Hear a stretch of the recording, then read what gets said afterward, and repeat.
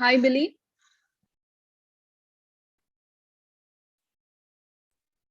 Hi, Jasmine. Hi. I was just testing if we can hear each other. Yeah, I that's see Avineesh in the attendees list. Oh, he may have used the. Yeah, I'll just text him. And Yeah, now he has joined. He's joined? As a Okay, great. panelist. Yeah. Hi, Billy. How are you? Yeah. Hi, Avineesh. How are you? Long time. Yeah, long time indeed. So, Hello, Dr. Gopi, and hi, Vikash.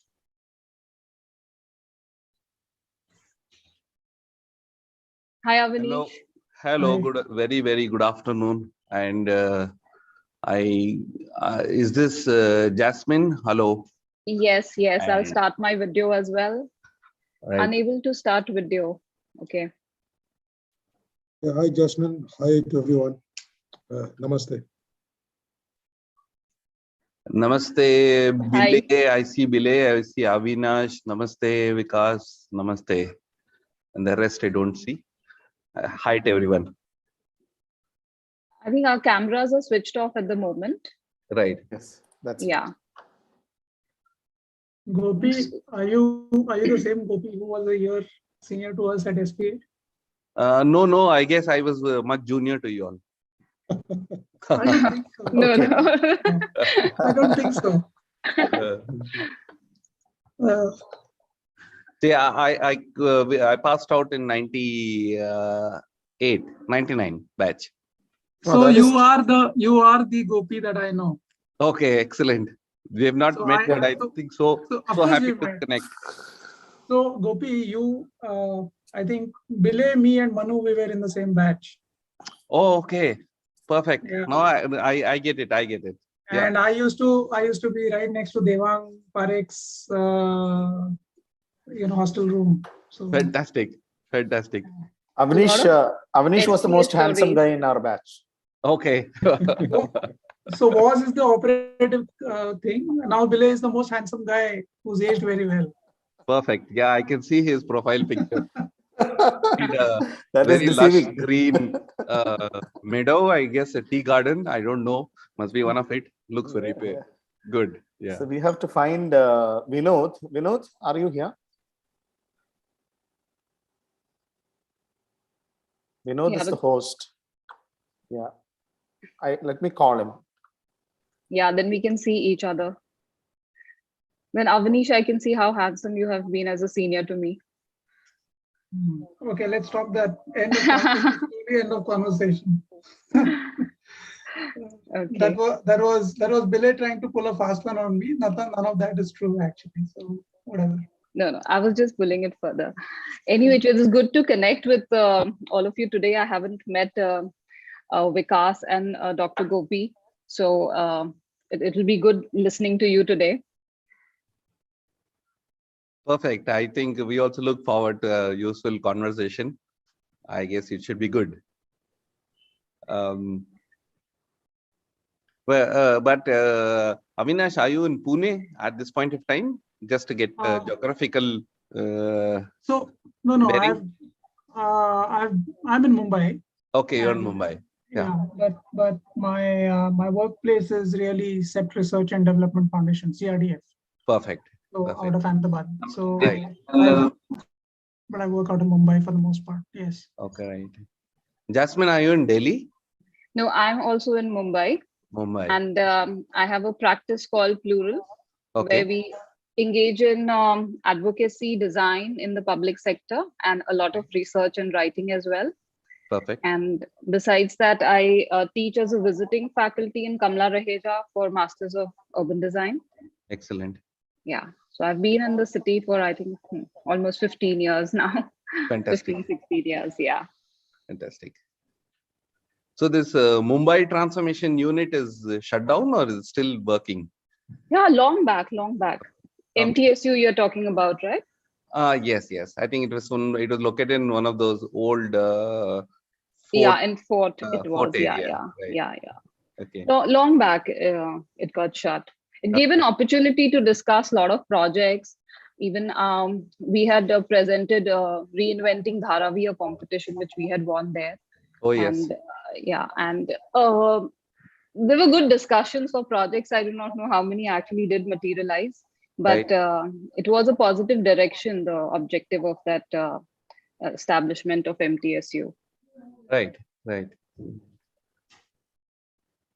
I think it was a kind of a model that was kind of picked up from the Bangalore experience, because Bangalore kind of had a model like a BATF, or the Bangalore Agenda Task Force.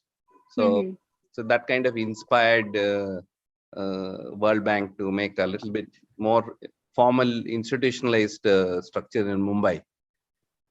But I know, just like everything that is related with government's agenda, these things can be unfolded and kept away. So well, today that's what the intention is, to bring all the bureaucrats also on the table and have a talk with them. Absolutely. Well, we can see we all are urban designers at the moment here who have logged in among the panelists. Oh yeah. Yeah. Hi, Arunav.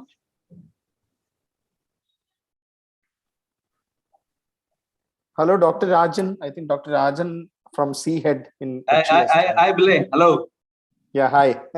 Hello. Yeah. Hello. So we will start exactly at 4:30. Hello, everyone. Yeah. Great.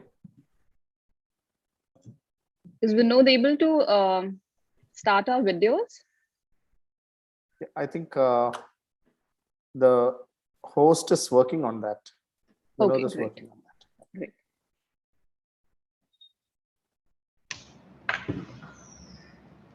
Arunav, good afternoon. Good afternoon, everyone. Good afternoon, everyone. Good afternoon, Mr. Vikash Chandra. Very nice to have all of you here. Thank you for joining in, agreeing to be a part of this, as well as joining in to all our initiative that we have tried to put together. Welcome.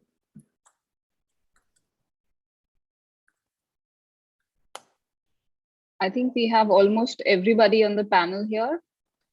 Hi, Hitesh, Kiran, Dr. Rajan, Abhishek. Yes, good afternoon. Hi, good afternoon. Yeah. Yes. Good afternoon. Yeah. I think we are waiting for Kiran Kalamdani to join. I'll just check with him whether he's got the right link or he's joining through the right link. Yeah. Kiran is there, but he is joined with the participant as an attendee. Okay. As an attendee, yeah. Kiran has to use the panelist invite. Right. And Akshay as well. Akshay is yet to join us.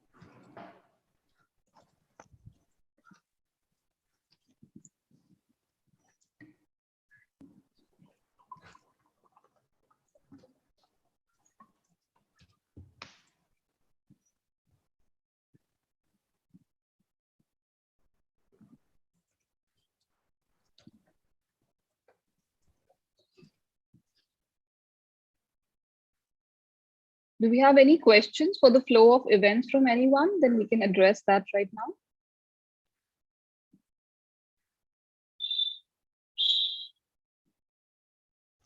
now. The order of speakers is as shown in the poster, is it? No, we are going by Mangalore, Mumbai, and Kochi. Fine, fine. Okay.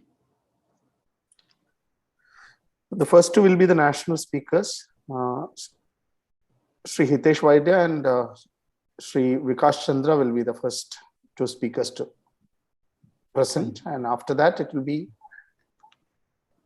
Kochi, Mumbai, and then Bangalore. Okay, okay. I'll make a note. Okay. It's Kochi, Mumbai, and Bangalore. Okay. Please try to switch on your videos.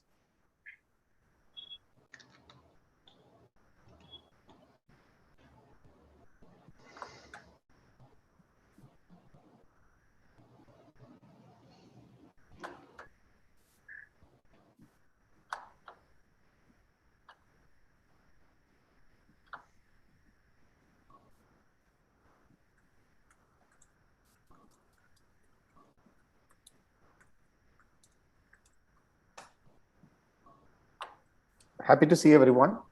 All of you are welcome to this roundtable event. We are waiting for Kiran. Yeah, Kiran has joined. Yes.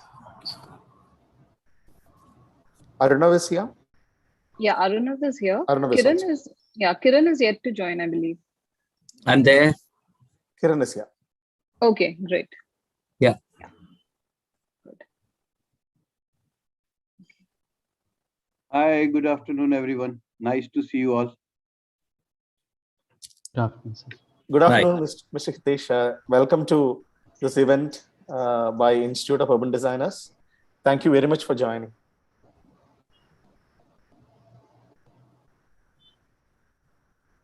We have Arnav here. He's the president for IUDI and Belay as vice president. And we know all the panelists since we have been inviting everybody in this last week. And so Arnav and Belay, we and everybody else, we can utilize some 10 minutes we have before we start talking to the audience directly and have a good conversation here about designing the Indian city. We are already live. I think we are live to the audience. So. Yeah, there are about 55 people now. That's right. Kiran's name is coming as my name because he's sort of logged in with the link I just forwarded to him.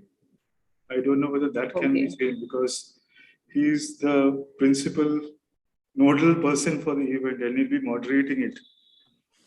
So I guess it'll be important that he can get logged in through his link with his name. That's why I was getting confused. You know, I said two and yes. the two different faces. I am the real Arunav and Kiran and the other So I'm Arunav is Kiran Kalamdani. Yeah. No, but the face was matching. The face was matching, and the only hair was making a little difference. That's why I was getting confused. Just one quick question.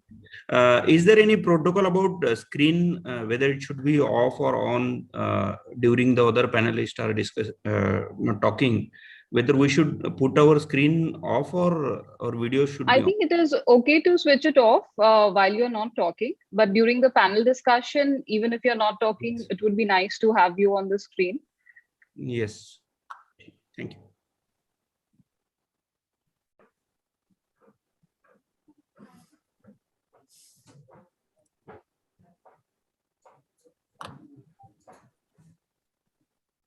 So after the introduction, I think welcome by Jasmine. I guess the flow is essentially to have a small welcome from my end, and then the moderator picks up and carries forward the discussion right through, right? Yeah, so I would briefly introduce everybody on the panel after your talk, Arunav.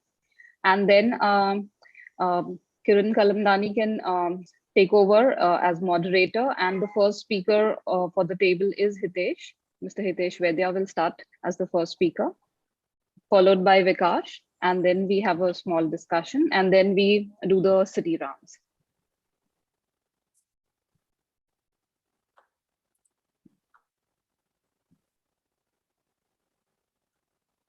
What is the time for each speaker? How much time? Any idea? Like, so we have 10 minutes for per speaker, and then the moderator will have questions after both. The dialogue has happened between one pair, so the discussions will happen as a pair, as a dialogue. So we have the national talk between Hitesh and Vikas first, and starting with Hitesh, then followed by Vikas, and a small discussion, and then we pick up the first city, where again first the bureaucrat talks and then the urban designer talks, and then again we have Kiran summarizing it and passing it on to the next city. So between the cities, we do not have discussions. So after the three cities dignitaries have spoken, then the discussion will happen with respect to that particular city. And after that, we have an open panel where we'll be also picking up questions from respondents and the audience as well. Whatever time we can manage towards the end, we'll pick up questions from audience as well. Yeah, I think that's quite clear, Jasmine. Thank you. Yeah, you're welcome.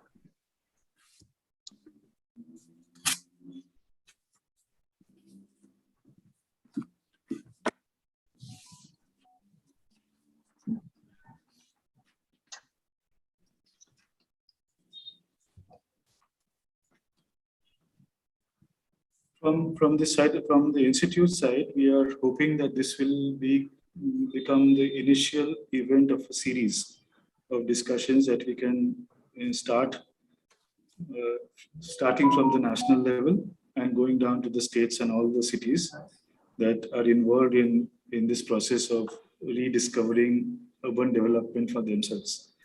And hopefully over the year now and the subsequent years, we will be able to carve out a productive urban design, engagement with all the cities that are, that we have in our country, and find a way to contribute to their development in some way or the other. So this, in many ways, therefore, this is also a curtain raiser to the set of events that will follow again. And that's why I thought it is really great that we could have two of you from the national level and some of the state and city level functionaries, as well as our own professionals who are distributed across the country. We're hoping that the following event after this could be a little more elaborate, covering different dimensions and aspects of development of the city. And that can happen from March, sometime around March or April, and we will be able to consolidate more from this opening discussion onwards. Kiran, would you have anything to add right now at this stage? Yeah, I think there is a kind of positive dimension of urban design that we all would like to project and look at some of the success stories that have been posted on it so far. Of course, looking at a lot of challenges ahead of us and opportunities that are coming our way, and how we can make the best out of it is something probably we are going to look forward to as a group, and see where we get, by 7 o'clock this evening. So I think let's go ahead, and it's almost just 2 minutes to go to our deadline. Yeah. We have about 80 odd participants now, and it is increasing. I'm sure by 4:30, a lot more people will join. We have among participants, we have practicing urban designers, academicians. We also have people from related fields. There are architects and landscape architects who have also joined. And we have also a group of students who are most probably master's students, I think mostly. They have also joined this program, and many more are yet to join, because 4:30 was the announced time and we are almost reaching there. So let me, on behalf of IUDI, let me welcome all the panelists and participants. And to officially start the program, I would invite Jasmine Saluja to take on the mantle. Jasmine, I think we can start. Okay. Good evening. As IUDI convener for programs, I welcome you all today. I am Jasmine Saluja and an urban designer and founder member of IUDI Mumbai Center. I also run a urban collaborative practice in Mumbai called Plural. And today we will be talking about designing Indian cities, cities of today specifically, and how they are places for all. So Indian Institute of Urban Designers India has many members across the nation and even outside the country. And it functions through its representatives through various cities and regions. And we have chapters and centers under which we operate. And these centers are present in Delhi, Mumbai, Pune, Kolkata, Bangalore, Kerala, and Central India. So today, this is an event open for all, where we want to take the dialogue much ahead and see how we contribute towards designing the Indian city. So for this, I first invite Arunav Dasgupta. He's the president for Institute of Urban Designers, as most of us know. He takes his role very seriously, and he's an accomplished most of the goals here with utmost dedication and passion. Besides that, he heads as an HOD, School of Planning and Architecture, Department of Urban Design in New Delhi, and also is the coordinator head for Center for Urban Design Innovation at SPA Delhi. Over to you, Arunav. Thank you, Jasmine. Good afternoon, everyone. A very, very warm welcome and greetings to all of you for this new year that we have just started. We are just about a month old now in the new year of 2022. And we're hoping that this year will bring the much awaited normalcy that we are all wanting and craving for. This is a momentous time for us as we move out, hopefully, from the confinement that we have been subjected to and rebuild our lives in some ways, in hopefully better ways than what the past has been. At this point of turnaround, we were hoping that the Institute of Urban Designers in India will join hands all together with every one of us as citizens of the country, citizens within our cities, and co-professionals, government professionals and officials, agencies, and different people from different walks of life who can contribute together to make India as well as the cities of India a much better place to live in. We are now in the 75th year of our independence, and we've just entered the 73rd year of our republic. At this point of time also, we are hearing beautiful messages coming from all across the country about the growth and achievements that our country has progressed through. And it is in this time that we're hoping that the Institute will also be a partner in the nation building process that many of us individually anyway are contributing to or a part of. They say cities are not made in a day. But it is also true that cities are getting produced every moment. At least city spaces are. Day by day, with every action of our citizens, we are realizing that our cities are getting programmed, imagined, conceived, produced, and lived in. This lived in experience of a city tells us, in a way, how attached, how associated, and how belonging our city has been for us. And we feel that this everyday lived-in experiences become significant dimensions of how our personal as well as our collective lives get shaped by. So from our point of view, we not only take our cities as they have been in the past, and also remember or imagine the cities that we will be producing later over a given point of time, but we try and see whether the cities of today, the spaces that we inhabit and be a part of in our everyday lives also become beautiful, energized, as well as inspiring moments and spaces to be in. Design plays a great role in making that happen. Design is not only about projections of the future, and design is surely not only about restoring what we have from our past. Design is also about making sure that the present of our lives becomes as worthy as the past has been and the future will be. So in many ways, design plays a very significant continuing role in the way in which we would be participating with our urban spaces and the cities that we are a part of. And that is why, as a set of designers in the entire creative world of design, we have wanted to bring ourselves together and see whether we can play our role the way it is meant to be.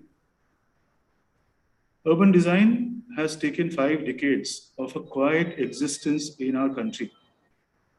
And within these 5 decades and more, urban designers have contributed silently, quietly, and imaginatively in many, many different ways, where our cities have started feeling the contribution that they have been making.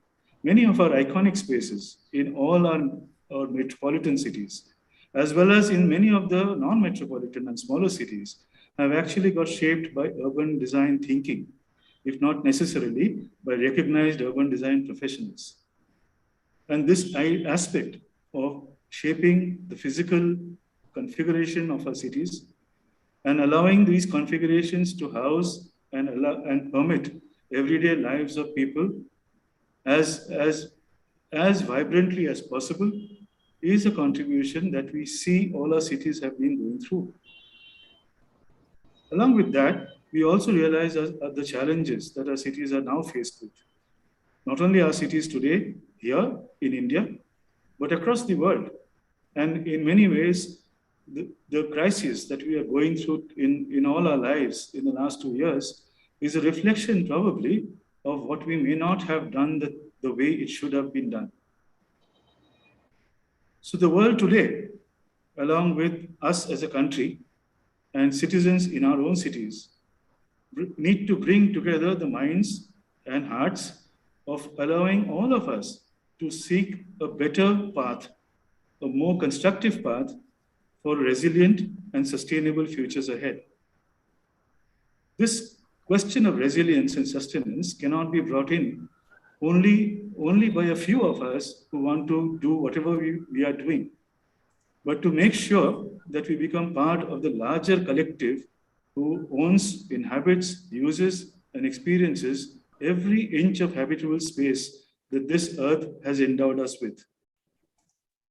To go beyond ourselves also as a human species, to engulf and be a part of the much larger living entity that this world is all about, as well as to bring together anyone from any walk of life to be a participant in this creative, collaborative process is what we seek the future years can give us. Today's event is a new series of events which IUDI, the Institute of Urban Designers, will want to put together. And we hope from this day onwards, we will be able to bring out a new set of partnerships and collaborations, especially between city makers and city designers. We all make the city ourselves, but we also realize that there are different kinds of institutional systems which are involved in the city making process in every city that we inhabit. Some of them are a part of our discussions today.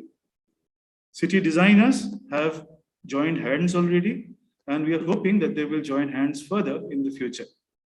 There was a need for us to converge and create an opportunity of exchanging thoughts, reflections, and ideas and prospects. So looking at our cities ahead, giving ourselves this forward looking vision for the future, thinking about the present, and joining hands is what we are here for today afternoon. I thank you all for coming together. I welcome you in every way, and I'm sure that this event will enrich us all by the end of it.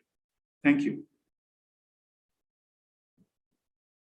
Thank you, Aruna, for your insightful words about city design, city building with city makers and urban designers to have a resilient and sustainable city to live in. The session of the roundtable will be moderated by Kiran Kalamdani. He is an architect, urban designer, and conservationist, and he is based in Chinchwad near Pune.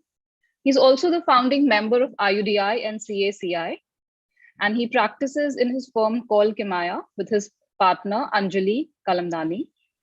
So Kiran has also been a professional activist and associated with 40 institutions across the country with interest in publishing of work, and some of his main interest lies in designing the city of Pune through the eyes of an urban designer and conservationist.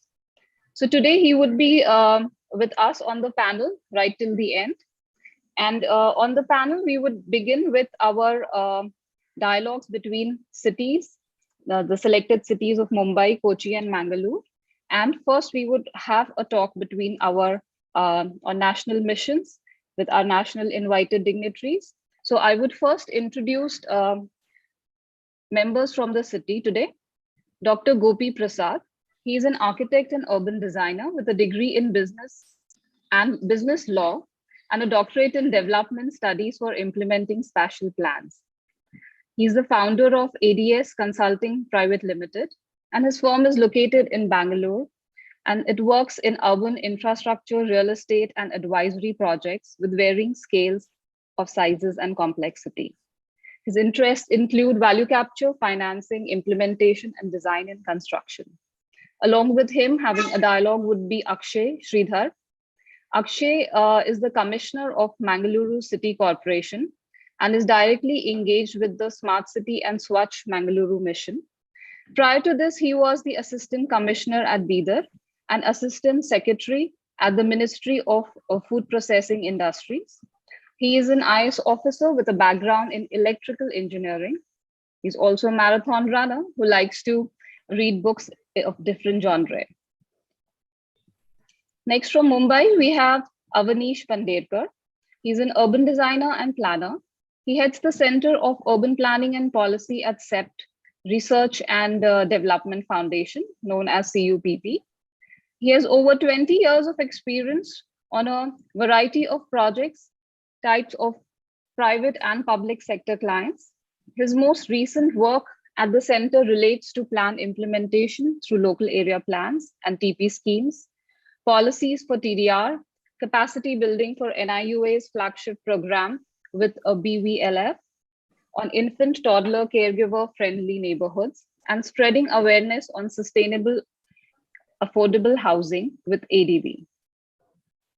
Having a dialogue with him is Kiran Divakar, and he is the Assistant Commissioner of Planning in the Municipal Corporation of Greater Mumbai. He has been lauded for his effective contribution in planning and operational improvements within city wards of the city. He is the civic municipal head of G North Ward containing Dharavi, the most challenging slum during the pandemic. Prior to this, he headed the largest and the most iconic ward in the historic island city, that is Ward A, and ward with the lowest human development index in the city as well, that is Ward M East. And his recent publication on Dharavi, known as the Dharavi model, is a book which talks about how the slum defeated COVID-19, and it brings forth the strategies of decentralization in extreme dense condition for combating a crisis. His focus is towards mainstreaming projects with high public perception value, like restoration of heritage structures in the fort area, ease in pedestrian movement through projects like Footpath First, Cultural Spine Pathway using tactile urbanism tools. Next from Kochi, we have Abhishek Xavier. He is a practicing urban designer based in Kochi, as I said. He has worked in multidisciplinary designs planning practices in varied contexts in India and the UK. Projects have ranged from buildings to settlements to sub-regional scales across both private and public sector clients. The key drivers of design with him has been sustainability and place identity, while addressing spatial, economic, social, and environmental realities. He has contributed towards the design of new settlements, urban extensions, town center regenerations, mixed-use developments, mobility hubs, layout, streetscapes, redevelopment of markets, control centers, and retrofitting of old buildings. Until recently, he was with the IPE Global as a consultant to the Cochin Smart City Mission. Having a dialogue with him is Dr. Rajan Chidamba. He has been the director of Center for Heritage, Environment and Development for the last 20 years, also known as CHED. It is an institution which functions as a research and development wing of the Kochi Municipal Corporation. Prior to this, he was nodal officer and program director of the Center for Heritage Studies, Government of Kerala. As a director of CHED, Dr. Rajan is actively engaged in several grassroots urban innovations in Kochi, including promoting participation in city development plan, organizing an urban design competition, setting up Kochi Web Lab, reimagining Fort Heritage Area, managing public green spaces, promoting art and culture, biodiversity mapping, and planning water metro. He has unique practical experience of introducing and managing several innovations in Kochi urban region. Talking right at the head of the country and on national missions, we have Vikas Chandra. He's an urban designer with an MBA degree from Indian Institute of Foreign Trade. He's one of the key strategists and financial advisor in the Ministry of Housing and Urban Affairs, Government of India, overlooking the popular Smart City mission. Previously, he had been advisor with Deloitte, India, and project coordinator for a World Bank program for tourism for Government of Uttar Pradesh. The program demonstrated tourism as a poverty reduction tool in the heritage-rich areas of Agra, Bhraj region and Buddhist circuit. For more than a decade, he was the assistant vice president of IL and FS infrastructure, leading government advisory and transaction projects in aviation, urban and tourism infrastructure across the country. He has had experience developing international airports, ropeways, international convention centers, and a lot more, all inclusive through the PPP model. I also welcome Hitesh Vaidya, who has more than 20 years of,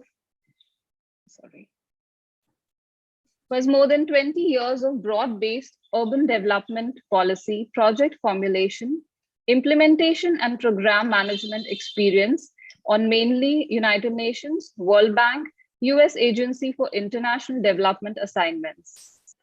The areas he has been associated with are urban development, urban governance, and urban infrastructure management. Poverty alleviation has been an integral component in all his projects. Prior to joining National Institute of Urban Affairs, he was country representative of UN Habitat India. He was intensely involved in supporting an ecosystem to design and roll out urban flagship missions in India, such as Smart City Mission. His strength lies in developing institutional arrangements and project implementation strategies through facilitating effective liaising and coordination with various stakeholders. Hitesh Vaidya, director at the NIUA, is our first speaker on the IUDI roundtable. I welcome Kiran to initiate this roundtable discussion. Thank you, Jasmine. Thank you very much for all those introductions. And we have really a galaxy of achievers and people who have really contributed to the urban dialogue quite substantially. May I now welcome Hitesh Vaidya to start his presentation. Good afternoon, everyone. I'm Hitesh Vaidya, Director, National Institute of Urban Affairs. I think all of you know, and I don't have to tell that National Institute of Urban Affairs is a think tank of Government of India with a broad objective of bridging the gap between the policy and practice. But before I say I really congratulate and thank IUDI as well Arunav and Kiranji giving me a chance to speak here. And what a great day of starting this series. Today we are celebrating Vasant Panchami, such an auspicious day. And I think this knowledge of spreading a knowledge and starting on this auspicious day is a real welcome step. I congratulate IUDI for starting this series on this day. And I think that all of us, we all are, I'm seeing 150 almost participants on a Saturday discussing what should be the design of the city itself. Shows the seriousness through which we are looking at not only how cities are managing, but I'm seeing the panelists as well as I know all of almost all of them. But what is that? What are we going to leave behind to the next generation? I think that is what we are thinking. What we have done, and as Arnav says, we have done a lot of mistakes, maybe, but can we give a better cities to our next generation who will be inheriting from us? Because I always believe the planet which I received from my parents and the planet which I giving to my children, I think I'm really, as an urban planner, we need to introspect whether we have done justice or we have failed in our responsibilities. So with that, I will not get into a negative connotations or narrative that we have pessimistic thing, but there is a lot of things happening, and we as a professionals, because I see 152 urban designers, architects, academicians who are sitting in this platform, we all have to really introspect what are we going to really leave the baton behind to our next generation. But we all know that transformation is taking place, and this transformation is taking place in the cities. And I don't want to get into a numbers. Maybe a speaker after me, Vikas, will talk about it. He's much more better talking about numbers than I am. But we all have been seeing a rapid rise in not only the existing cities, but we are also seeing emergence of urban centers. During the COVID, the policy directions which was given is Atmanirbhar Bharat, vocal the local, and 5 trillion economy. If these all policy directions have to be achieved, their achievement will and their ability to achieve will totally depend on how cities and towns will emerge as hub of innovations, production, services, and that will be the challenge which we all have to really work through. We also saw COVID, and we also saw the management of COVID actually happen when the city leaders really take the onus and the efficient response to this pandemic which they provided, that today we are sitting on this platform and discussing about it.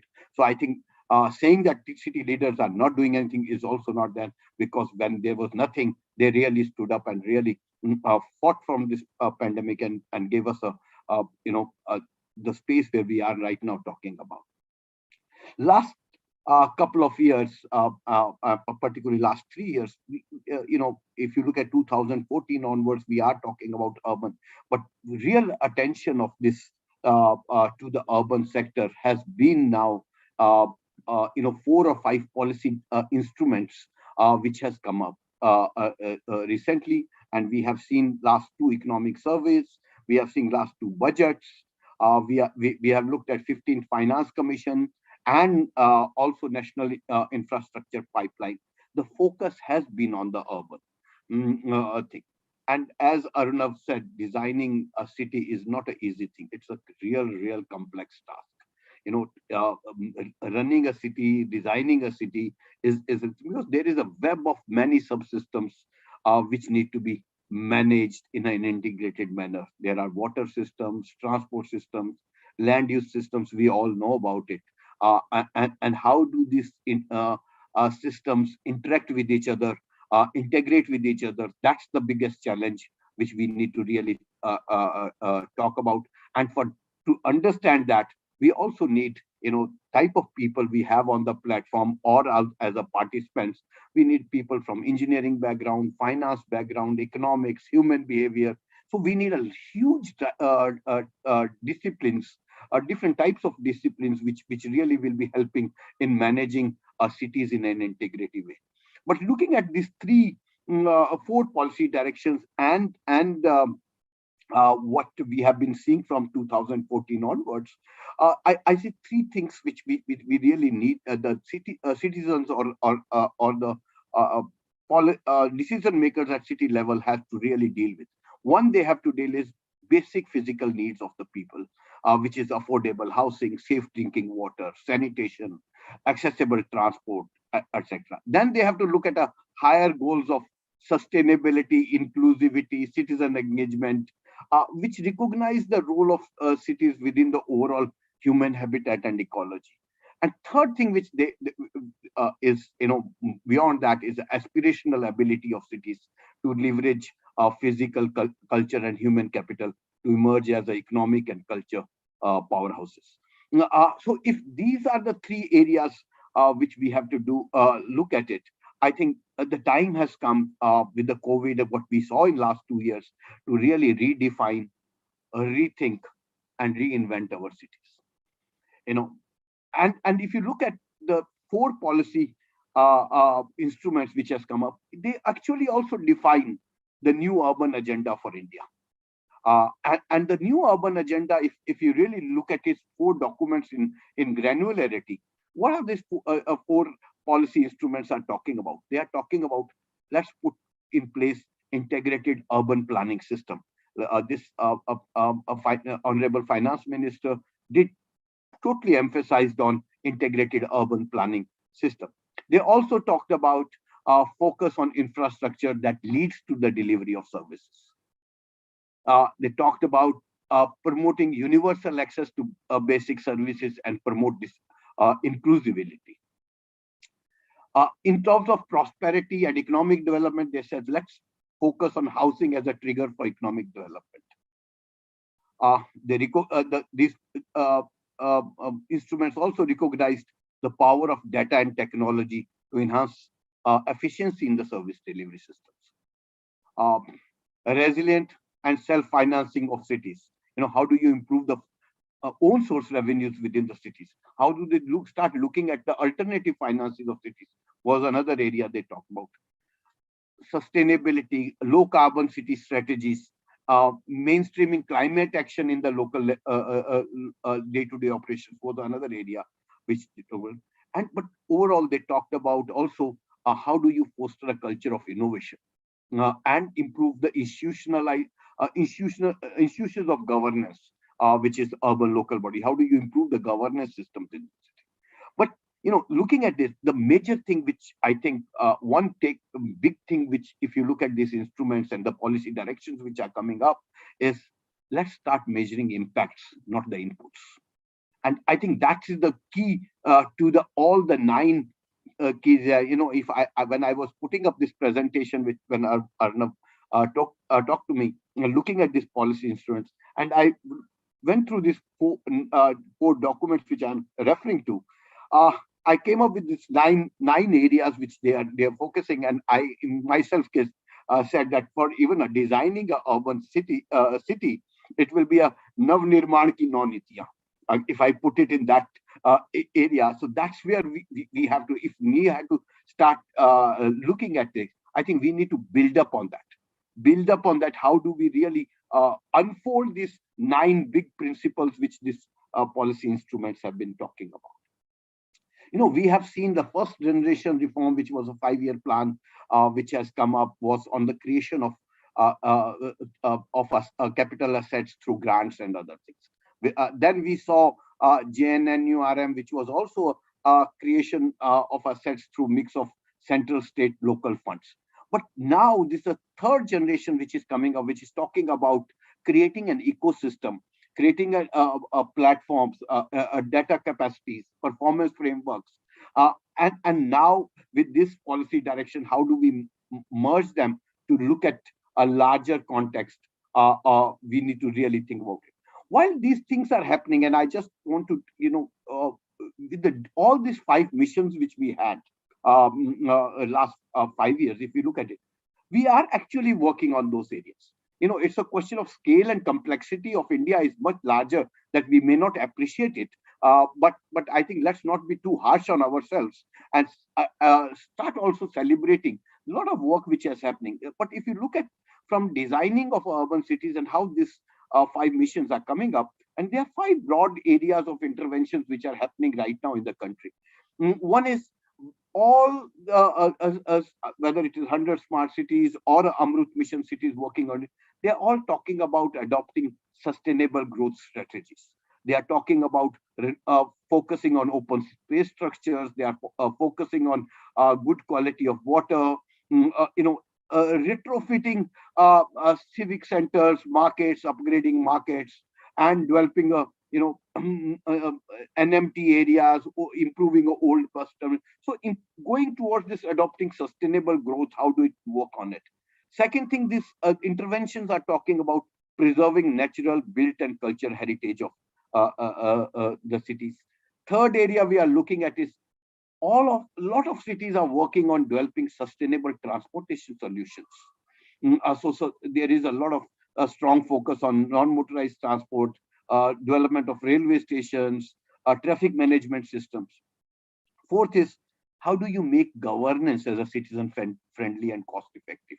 That's another area where cities are talking about and looking at the convergence of different skill sets and providing a skill training to the people, creating different types of facilities where it becomes a much more easier for citizens to really access the services from the government sector. And lastly, they are talking about disaster preparedness, climate change resilience, like solar to rooftop, rainwater harvesting, solid waste management, street lights. So these are 5 broad areas of interventions where already a lot of work has to come up. But institutions like IUDI, institutions like National Institute of Urban Affairs, I think for us, and the thinking which is like, how do you now leapfrog from what is happening to a new ways of managing cities? And I see another 4 broad areas, and I'm working on a master plan of Delhi, which is Master Plan of Delhi 2041. Some of you are involved in this, but as a planner, we all know that 2041 is a 20 years horizon, and we don't know. Keep our chest. We know what Delhi will be tomorrow, whether talking about 2041. So how do you change this whole thinking of master planning to a strategic planning is the biggest challenge. I think all of us need to really think about it. But I see 4 broad areas where we need to really start working is, how do you bring our planning process itself as a more evidence-based? Where do you get a strong data frameworks to assess where we are? So then we know where we want to go. I think that's a evidence-based planning is the big one area where we need to work on. Then second thing we talk about is, how do we make our planning process itself is more inclusive? How do you engage? I'm working on a master plan of Delhi again. The people we are consulting, is it a how much of percentage of people we consult to really think about 2000? Is it a way of doing a consultation? What should be the new ways of engagement with the citizen while you are looking at a long-term plans for thing? So that's how do you bring this inclusivity element? How do you discuss the issues of gender, disability, equal opportunity for all? That needs to be really thought about. Third area which we need to really talk about, I think, which I coming, how do you really look at what will be the outcome of master plan? Or any planning process? How do you really define that roadmap? Or how do you assess what should be those key performance indicators? Because we have also seen 2021 ending, master plan ending, and now we are preparing a 2041. How do you really see what we did in 2021? We achieved that much. Now this is the area to leapfrog, and this is the thinking. So how do you design those KPIs? And last, how do you make these things more dynamic? bring the feedback loophole loop into the master planning? How do you take a feedback from the stakeholders? And how do you do a course correction with a lot of action plans? So I think these are 4 broad areas, while all urban designers, urban planners, and all we need to really think about. So I think this is the areas where we need to debate, we need to talk about it. Nobody has an answer that one can talk about.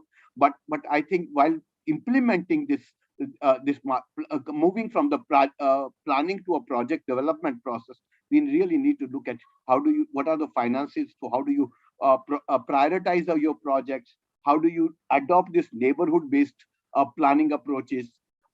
And one thing which over a period of pandemic, which I realized, and this is a very personal, I think the clear communication system. How do you communicate your plan to the citizen? That's the missing link. How do you communicate your actions of our urban local bodies to citizens is a area. So we need to really think about, as a planner, as a community of urban designers, are we communicating right messages to the citizens who this plan belongs to? And then also the governance systems, which I'll not talk because it will take a lot of time. But as last thought which I have, and that's not only for Institute of Urban Designers, but as also National Institute of Urban Affairs, being a two of them, I think them as a more of a think tank and a policy influencers. I think our role becomes much more important. And these are 4 areas where we need to really collaborate, which you talked about, Arnav. Collaborate, partner, and start thinking, how do we connect these dots? How do we bring the research which can help us in building scenarios and frameworks? Don't give a one option, but give us scenarios and frameworks. Let the state and cities choose what is good for this, because one size fit will not work. So everybody has, as a think tanks, we have to give those options to state and cities and let them see what works for them, what does not work for them. And we as a thing have to develop those tools, which are assessment frameworks, a repository of good practices, and also capacity enhancement tools. And lastly, we also need to look at how do we institutionalize and monitoring, not only what cities are doing, but how what we are doing is adding value to the narrative and discourse at state and city level. Are they finding a value? Otherwise, we are only supply side, or is it a demand and we are responding to demand? So we need to really work together with the state and cities to come up with a broad approach of how the urban system should be, urban discourse next 10, 20 years should be within the country. So with this, I thank you again for giving me an opportunity to speak, and I look forward a great action coming out of this series. But it should be, it's not just a photo op that we did 15 people and 750 people attended, but this is the outcome of this series, and that can influence. And I will, as a National Institute of Urban Affairs, I'm happy to work with IUDI to come up with the policy action or policy briefs which can help state and cities to move forward and leapfrog to address the urban challenges. With that, thank you very much. Thank you, Hitesh Vaidya sir. That was extremely encouraging. And the multi-pronged approach that you brought in, where there are a number of parameters that we need to address at the urban level, were quite vividly brought out, ranging from the skill training, be it sustainability or disaster management, communication. So I think we are very thankful to you for your wonderful opening dialogue. I will hand it over now to Vikas Chandra. Can you start off, Vikas? It's been quite some time. We met before the pandemic, and now you are here. Please start. Yes. Hi, Kiran sir. Glad to see you. Beautiful day, start of spring, and to hear the words like Nav Yug ke no sutra. Sorry, Nav Nirman ke no sutra. Nav Nirman. Yeah. Nav Nirman ke no sutra. Hitesh bhai, you made the day. Thank you. When Arnav asked me, Vikas, can you speak on how to design Indian cities? I was wondering, what should I do? So I thought I will, since it's the start of spring, why don't I tickle? Why don't I spark? So I just want to make a next 10 minutes of my time to invite the urban designers, to tickle them, to get them interested. And therefore, I have developed, you'll have to allow me to kind of share my presentation if it is possible. Yeah, sure.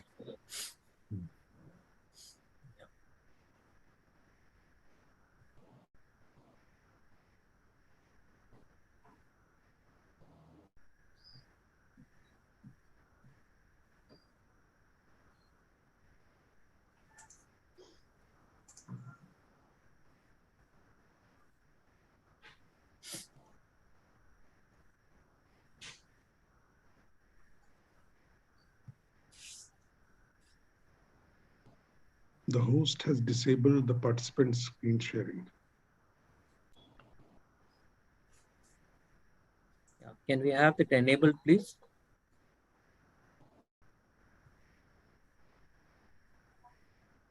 Okay, till the time we get this permission.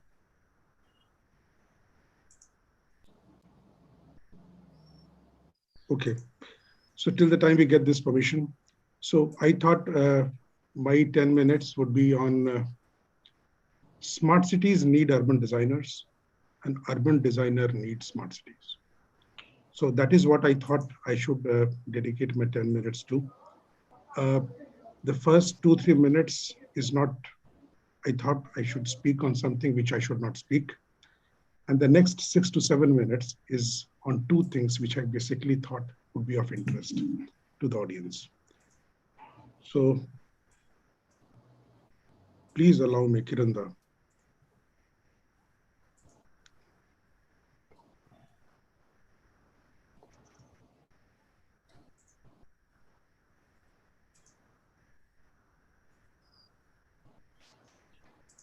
Hello, can we allow Vikas Chandra to present, please?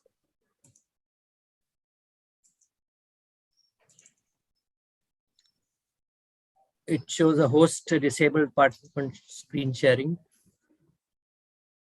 Yeah.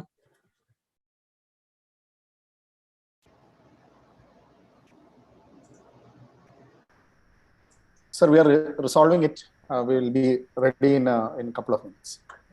Okay. Actually, on 25th June 2015, I think that was an important day for urban development in India. 3 important missions were launched. One was focusing on housing. The other was on providing water supply. And the third thing was an experiment called as Smart Cities Mission. If 2015 was an important year, trust me, 2022 is going to be another important year. Why I say so is that you might have heard the budget speech of the finance minister, and it calls for forming a high-level committee to decide of urban planners, and they will be deciding the course of action for the next 10 to 15 years.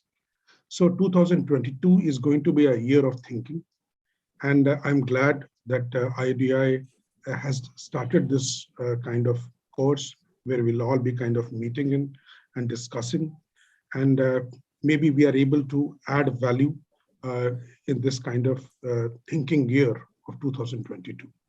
So that is the whole idea. Okay, great.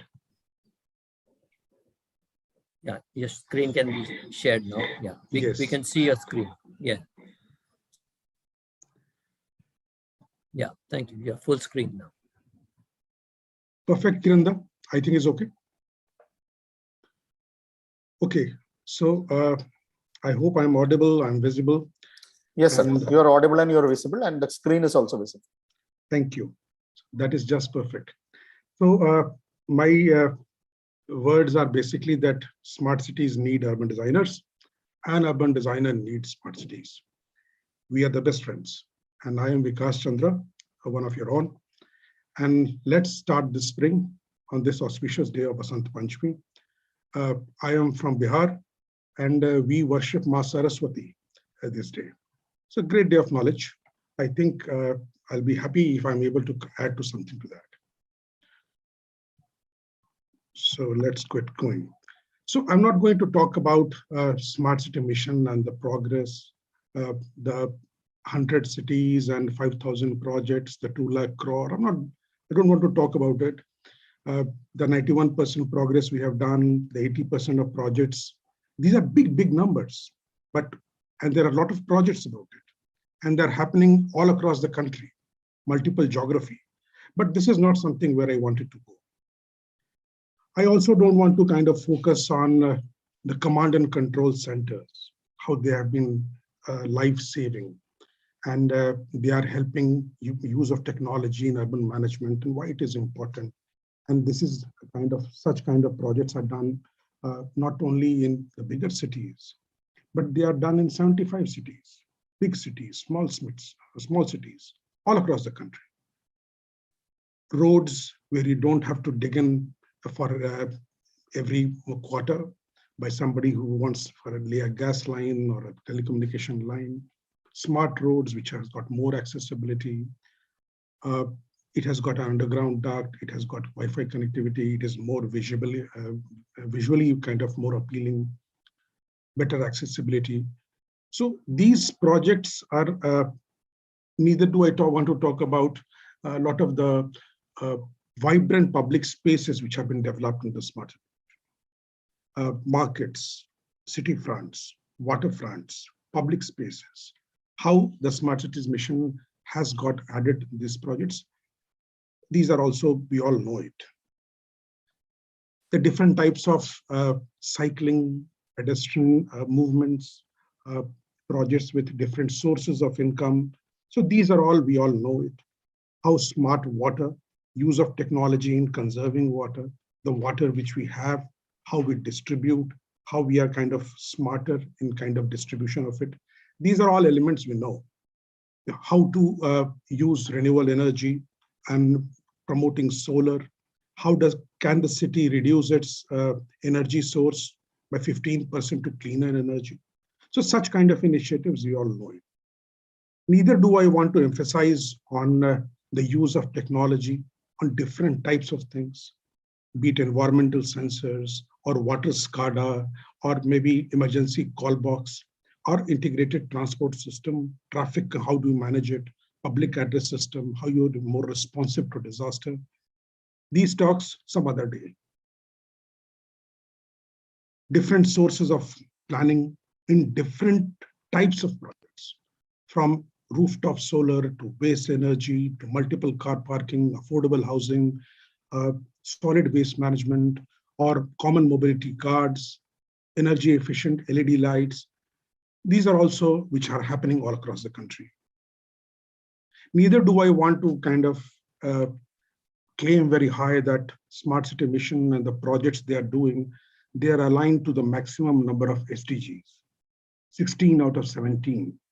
And out of these 16, at least 8, which you can see, they are not only 1-2 projects, they are significant projects and across multiple cities, 70 cities, 90 cities. So that is the scale of contribution the Smart City Mission does.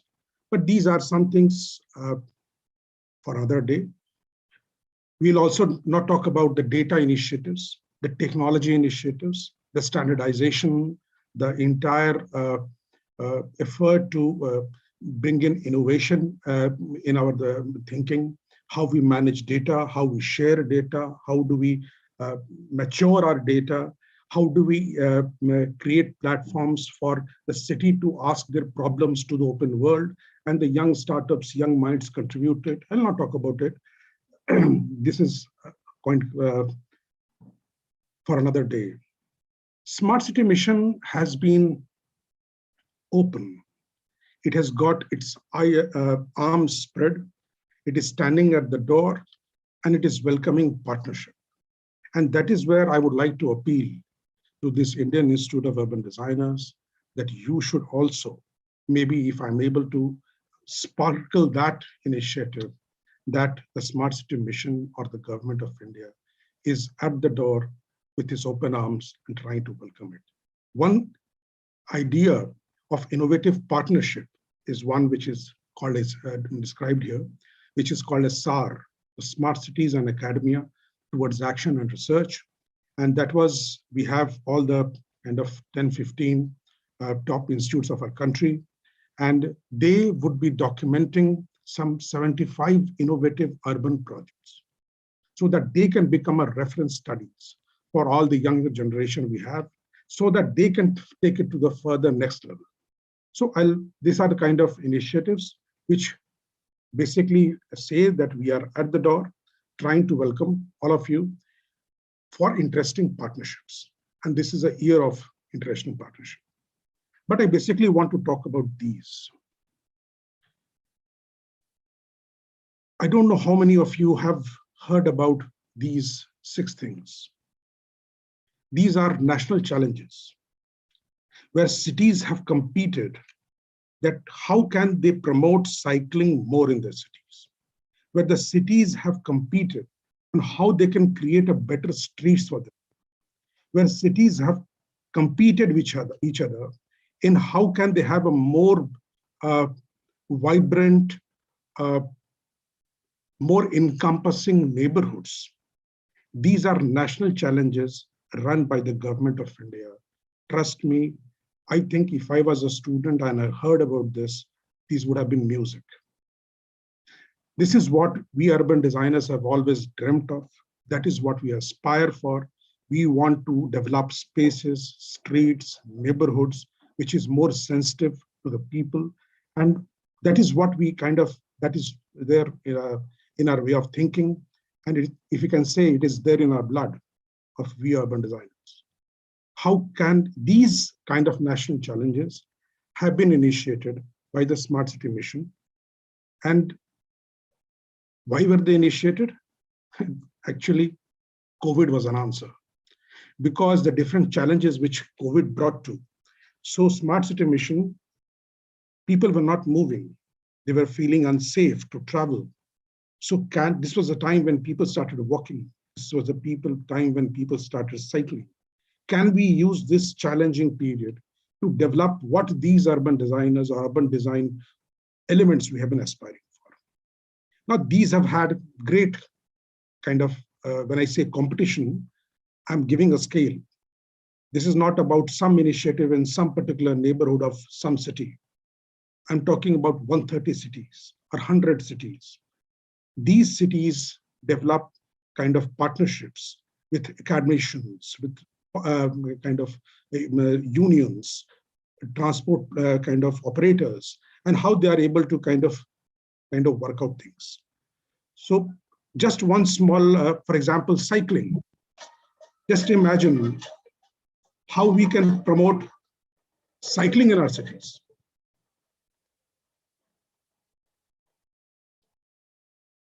What if 40 cities?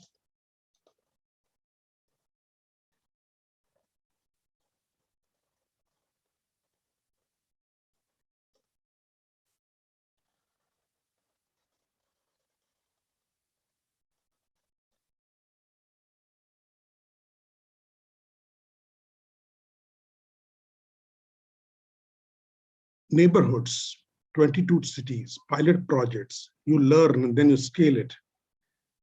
Projects about streets, how can we make it more dynamic? So again, you have a scale to it.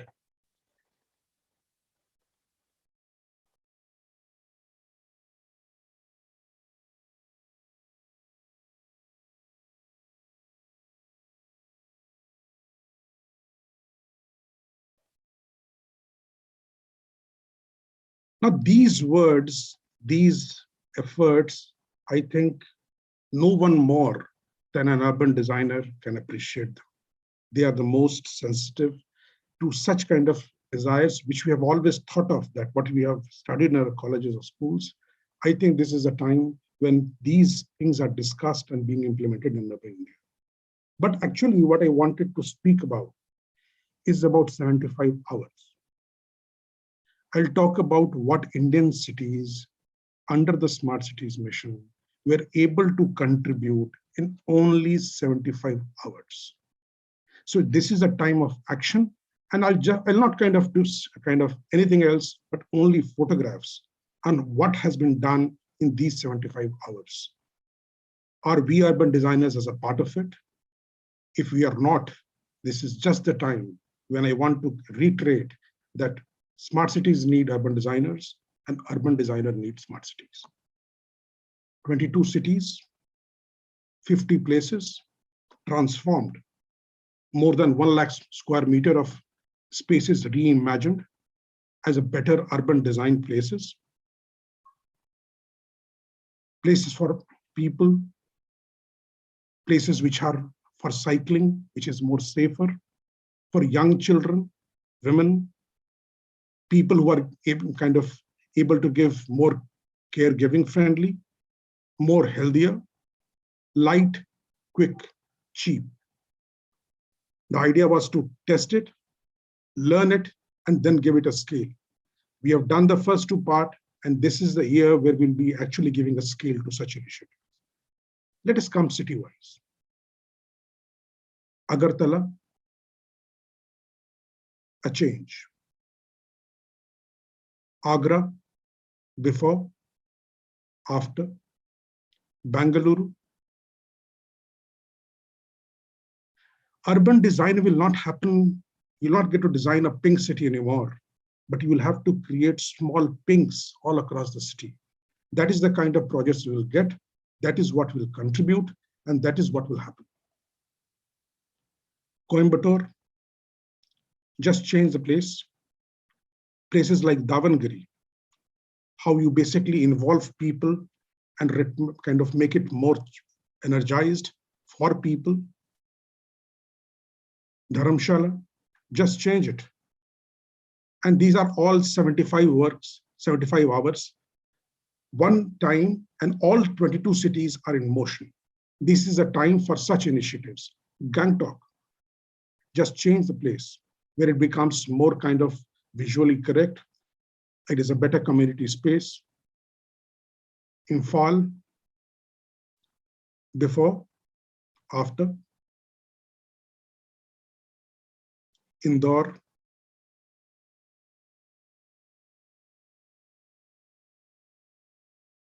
Jabalpur, a place which is as neglected like this. Can this be transformed for the children there? Jabalpur. It is time to create such dots in all our urban areas. Kakinada, and the examples I'm particularly giving is not of big cities. I'm not talking about Mumbai anymore. I'm not talking about Bangalore anymore. I'm talking about Kakinada. I'm talking about Imphal. This is which are the urban India, which need our attention, which need our kind of effort.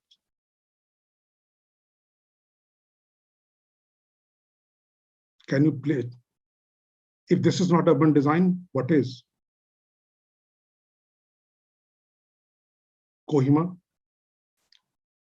a place where music is being played, people are sitting there, all of a sudden, all the streets we talked about, read about, they're happening right across in our country. And this is the time where these projects have just been piloted. Now, these are the projects which are going to bloom even more. And this is the start of spring. Nagpur. Anybody who has been in the Pondi Bazaar of Chennai, where one particular 3-kilometer urban developed street becomes an example for 100 more streets in Chennai. So that is the kind of scaling which is going to happen.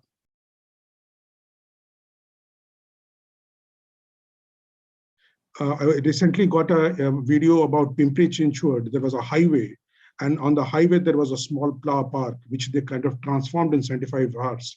Kiran sir, I'm sure if you have been there, if you have not been there, I would like you to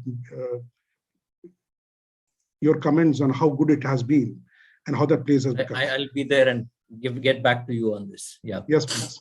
So all places, Rauchi, Raurkela, Srinagar, beautiful. So the entire, we can see the Veena, which has come on the road. and how these entire places has become more beautiful, more energetic, more accessible to people.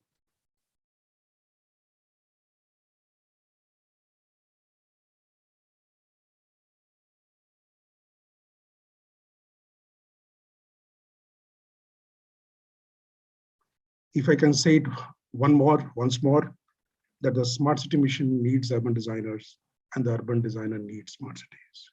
Let's be a part of it. I'm sure urban design will have to add in much more feathers to become the leaders for that entire next decade of urban development, which is going to happen in our country. We'll have to add in the now sutras, which Hitesh Bhai was mentioning. He was talking about economy. He was talking about climate action. He was talking about innovation. He was talking about how urban design can help better equitable education, better equitable health facilities. So all those is basically we have to kind of add up. So this is my 2 cents that we need urban designers in smart cities, and the urban designers need us too. Thank you. Thank you, Vikas Chandra. I think that was a wonderful exposition of all the principles and policies that we had the earlier speaker Hitesh Vaidya talk about, and you illustrated them beautifully. Not going to any of the major metropolises, but the smaller parts and the smaller towns and cities, like the one that I'm sitting in now, Pimpri-Chinchwad, is what you showed, and it was so energizing. And really, thank you very much for that. I think gives hope for so many people, all the 168 participants that are there today, what they could do and what are the small things that they can, small steps that they can take, which will achieve the larger successes for the smart city mission and urban design as a whole. I think very well illustrated. Thank you very much. I think we have a small discussion. This is just followed by these 2 presentations. Yeah. So can we ask Hitesh Vaidya sir as to how do the NIUA look at the problems of the scaling that something which planning has largely ignored in the earlier phases of our urban development, where master plans were drawn to a scale of not more than 1:2000, where urban design starts between 1:2000 and 1:500. जब आप किसी area को detail में देखते होते हैं, जैसे अभी विकास चंद्रा जी ने दिखाया कि अगर लोगों को दिखने जैसे कोई स्पेसेस बनाए तो उसको कैसे करना है, उसके बारे में as a policy what would you say is the focus? Thank you, Kiranji. And I think that's exactly the role of NIUAs. Before I came, and I'll be honest, not that I'm patting my own back, before I joined NIUA and any private consulting organization, I would not say there was a single difference. I was also doing projects. I was also competing from projects. I was also sitting with the private players and saying these are my projects, and I'm saying this is my revenue and this was the change which we did last 2 years. We says NIUA is not a project organization. NIUA is a think tank. NIUA has to create those enabling frameworks where the private sector flourishes. NIUA has to take the learnings, and it does a project because it has operational role, but its major focus, its normative role. So for me, the constituency is not 10 projects or 15 projects, or as Vikas just talked about 22 cities. My constituency is 4,400 urban local bodies. And that is the one area where we have working very closely with the ministry now, with all the challenges and all the street programs and nurturing neighborhood cycling program, which Vikas talked about. The role of NIUA has been changed. The role of NIUA is ministry is supporting this ecosystem and creating. NIUA is bringing these learnings from these projects, trying to create and scale it up to the 4,000 urban local bodies across, that if it can happen in Dharamshala, it can happen in somewhere, Bihar Sharif also. So how do you give this peer-to-peer learning to scale up? How do you create this collaboration of ecosystem of collaboration where different partners can play the role? And that's the area where we are trying to work, is make much more, create those administrative, legislative, operational challenges which cities, while doing this, how they manage it so that other people do not replicate and reinvent the wheel, but learn from them and start working and scaling it up. So that's the way we are scaling up, and that's why we are, ministry has been putting up a lot of faith in an IUA to play this role of a large scale. So as he said, it has now moved away from Bombay, Calcutta, Delhi, Chennai to a smaller cities, and that's a continuous effort. Yeah. I do agree with it. City cannot be made in a day, and these changes cannot happen. But we are creating these sparks where we are trying to take it to a 4,000 urban local bodies from these lessons. And new initiative which ministry has also now been starting is 100 smart cities has happened, but we have a 4,000 or 7,000 cities. How do you take these lessons from 100 smart cities to scale up to 7,000 cities? And IUA working with the state and cities, particularly as my mandate is threefold: capacity building, advocacy, and evidence-based research, and hand-holding state and cities. We are using all these methods to go to around 7,000 urban local bodies across the country. Yeah, thank you very much, sir, for that. Vikas Chandra, one of your presentation slides caught my attention, which says that 80% of the projects were grounded. So how does one really look at, activating those and the reasons for the grounding or whatever way you look at? And at the same time, some people are asking, how does one measure, the impact of these projects onto the public who is actually receiving that kind of a development?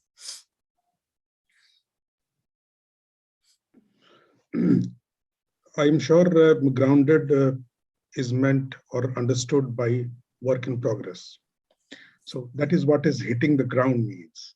So when I say that 80% of the 2 lakh crore worth projects, which is 1,60,000 crore worth projects, around 6,600 of them across 100 cities. So they are under implementation, of which around 3,500 projects worth around 60,000 crores, they have got completed. So that is the work of it. But the thing which you asked is the question being asked by the government for the last 3 years. That we don't want to measure urban development by these numbers in crores. We want to measure these development by how much impact it has been able to bring in the lives of people. And that is what the Niti Aayog does through a framework which is called as outcome and output management framework. So in that framework, actually this effort was started around 3 years. However, our mission got started 7 years before. So since this thing was induced midway, so we are maturing on trying to measure the impact of these projects on the lives of people. So maybe it might take 12 months more, but not only our smart city mission, but different urban missions, you'll see a different narrative of how the mission is explained to you.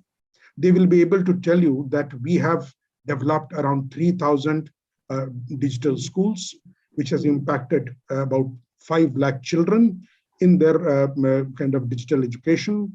We have added in these many hospital beds where these many people have got treated and their response time was better. So these kind of narration is what you are going to witness. It is just a work in progress, maybe another 12 months, and that is the narration you will receive. Thank you. I think it's very important that you get across, these points to the public at large, because there were some comments which said that these projects have never been shown in the public media. The social media or whatever is more popular with the youth nowadays. Probably if they are projected more positively and more frequently, maybe it will create a more positive impact out of this. And thank you, both of our speakers of this first session. I think it's time now we go over to the next session where Dr. Rajan Chedambat from Cochin, the Municipal Commissioner over there, is waiting for us to give us his part of the story. Mr. Rajan, can I call you in, please? Yeah, sir, I'll make a correction. I'm not the Municipal Commissioner, and I had an institution called Center for Heritage, Environment and Development.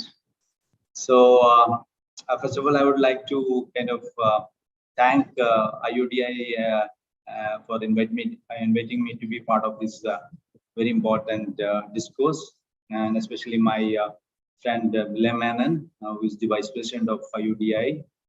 We've been working together for a long time. I mean, this association between like IUDI and cities happened like long back in Kochi, 20 years back, when we did our first project together. In any way, there are two people representing Kochi here, myself and Abhishek. Being a domain expert, I expect Abhilash kind of to talk more on projects and programs and the element of urban design ingrained in it in detail.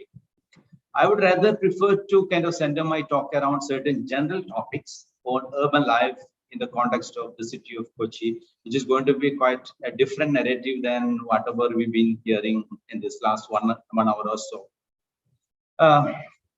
First of all, I would like to kind of introduce my institution, and that's Center for Heritage, Environment and Development. It's one of the first special purpose vehicles formed by an urban local government in India to espouse the cause of urban heritage, environment, and sustainable development. It's a unique institution which brings in varied expertise from various fora to the benefit of the city of Kochi. This model actually worked real wonders for Kochi in terms of getting introduced to great ideas and good practices from all across the world to Kochi, as well as getting the best brains from the field of urban management, governance, planning, and design for the benefit of the city of the Kochi, a city or for the people of Kochi. I'll go into the details of these if I get enough time, or I will kind of share all that with you because we have prepared a document of all our work, and I can share it with all the members of IUDI and all others here. Coming to the core theme of this discussion, how should we really plan and design our city? I'll begin this with our philosophy, our vision for Kochi. We believe that Kochi has to be for Kochiites, and livability should be the real focus of every action of our planners, administrators, designers, and citizens. We believe that modern amenities and infrastructure shall be brought in for the benefit of the city and the citizens. However, while doing so, we ought to ensure that the unique identity and character of the city, in this case Kochi, are really well preserved. In the context of Kerala, the word urban is a very tricky one. It's quite a tricky one in that sense.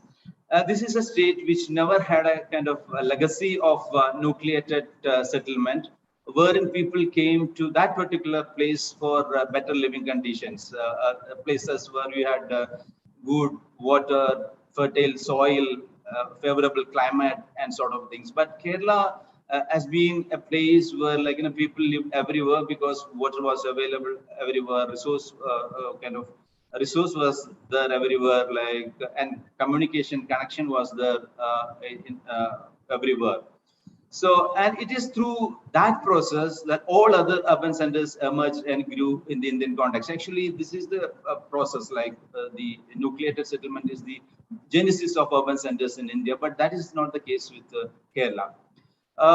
Kerala rather had only dispersed settlements, and where every micro ecozone had its own basic infrastructures and facilities of that time, particular time. But Kochi was an exception in that case. It had strong historical connections and grew up as an urban centers, quite different from other parts of Kerala. And in this urban-rural continuum of Kerala, Kochi stands quite apart. But in terms of livability, livability indicators, where do Kochi really stand today? That's what I'm going to really examine before this great audience. When we talk about livability, quality of air comes as the first thing, quality of water comes as the second most important thing, quality of soil and earth as the third. That's what I said, like, it's a different narrative altogether. And quality of soil and earth as the third thing, and food and health as the last or fourth important thing. If you really examine these four critical elements of livability, I'll certainly say that we have Kochi failed somewhere and at some point of time miserably.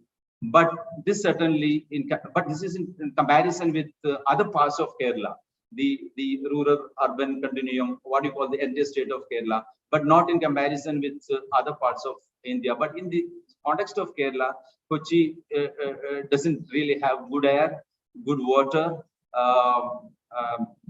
kind of food, or even our soil is not that good. Actually, over this 5 or 6 decades of urbanization after independence and the urbanization of the colonial period really kind of killed this land. And now our challenge is to regain all these 4 critical elements to make Kochi a better place to kind of live. So what are our plans and programs and our design in this regard? Do we really have plans and programs and design for regaining all these 4 critical elements of living or livability or whatever? Well, like I would just tell you, like, some of the kind of initiatives that we have been taking, like, over the last couple of years to regain this kind of critical elements of living. First of all, like ecology. In Kochi, we have in the recent studies we have found out that like construction and transport are the biggest cause of air pollution in Kochi. So we are like working to bring in sustainable solution in transportation by introducing e-mobility. The state of Kerala has an e-mobility policy and a plan, and we are moving according to that. And we have now been investing a lot into the water transport sector. We have built metro rail, which is in the process of expansion. And we've been also investing a lot on a non-motorized transport sector to kind of address this air pollution issue. And water quality, as you all know, Kochi is a water-based city. And Kochi is the first city in the country to have a water policy. Actually, water is a state and central subject, but the city has prepared a water policy. And we are kind of devising a lot of methodology. We are introducing a lot of innovative technology to recharge our depleting groundwater level. And we are also having a lot of initiatives to kind of save our canal network and water bodies from degeneration. So we are giving a lot of thrust on that, and the state government is kind of allotted around 1,500 crore rupees to revive our canal network in Kochi. And on soil and earth, we are working closely with many institutions like NIUDI. We have an association, and we have GIZ, AFT, ICLEI. There's some WRI, and there are so many institutions working on like in Kochi, like projects like Climate Smart Cities, Cities for Forests, Interact Bio. Through all these projects and with the support of all these institutions, we are trying to preserve the biodiversity of Kochi. Through that, our soil and earth. And for food and health, we are promoting urban farming in a major way. Urban agriculture, our new mayor has introduced a project called HEAL, Health, Environment, Agriculture and Livelihood. That is one project that is working to promote the urban agriculture a lot. And health, like we are introducing a lot of modern testing, like food testing labs, mobile labs, etc. in Kochi, to ensure that like whatever you eat, street food or hotel food or home food, anyway, we cannot do anything about it, but we are doing that. So we need to plan and design our cities taking into consideration all these critical elements. Like we need to give these basics first. We need to really ensure that they breathe properly, they kind of drink good water, because water is one major source of all the diseases. And then we need to have our soil, and we need to have the health of the city intact, so that we can hand it over to the posterity, as Hitesh Vaidya sir said. And we need to ensure that all these elements are reflected in our design. Whatever we do in terms of smart cities or Amrit mission or whatever, we need to kind of take all these 4 critical elements in our design, in our plan, and also in our management of the city. It is not just utilities and facilities that make an urban center a good place to live. That is what we have learned from our experience, Kochi experience. So have you really started planning and designing our cities in that way? I don't know. I don't really think so. I mean, that's what, like, working with the city for the last 20 years, whether we really invest a lot in all these 4 critical elements, I really don't know, because how can we build a superstructure when your base is not really perfect, is my contention here. So it's time that we really begin this process by modeling it from best practices that happens all across the globe, including many places in India. We hear a lot about the Indo model, and we hear about Mysore model on waste management. We hear about the kind of Pune model, and Kochi also has a model on kind of participatory urban governance. So, and in that context, I would really like to bring in a couple of important projects of Kochi city that we recently introduced that fits very much into the context that I really set here now. First one is the participatory planning process, or the urban lab, which is called Ende Kochi. That's Ende Kochi means my Kochi, like in Malayalam. In our when you render that into English, it is my Kochi. It's a model for co-creation in urban design. The Kochi Municipal Corporation, jointly with the GIZ India, under the Sustainable Urban Development Smart Cities UDSC project, initiated the Urban Lab, and it is known as Urban Ende Kochi. This is basically a multi-stakeholder participatory planning process that fostered creativity, innovation, and public awareness on issues of sustainable urban development.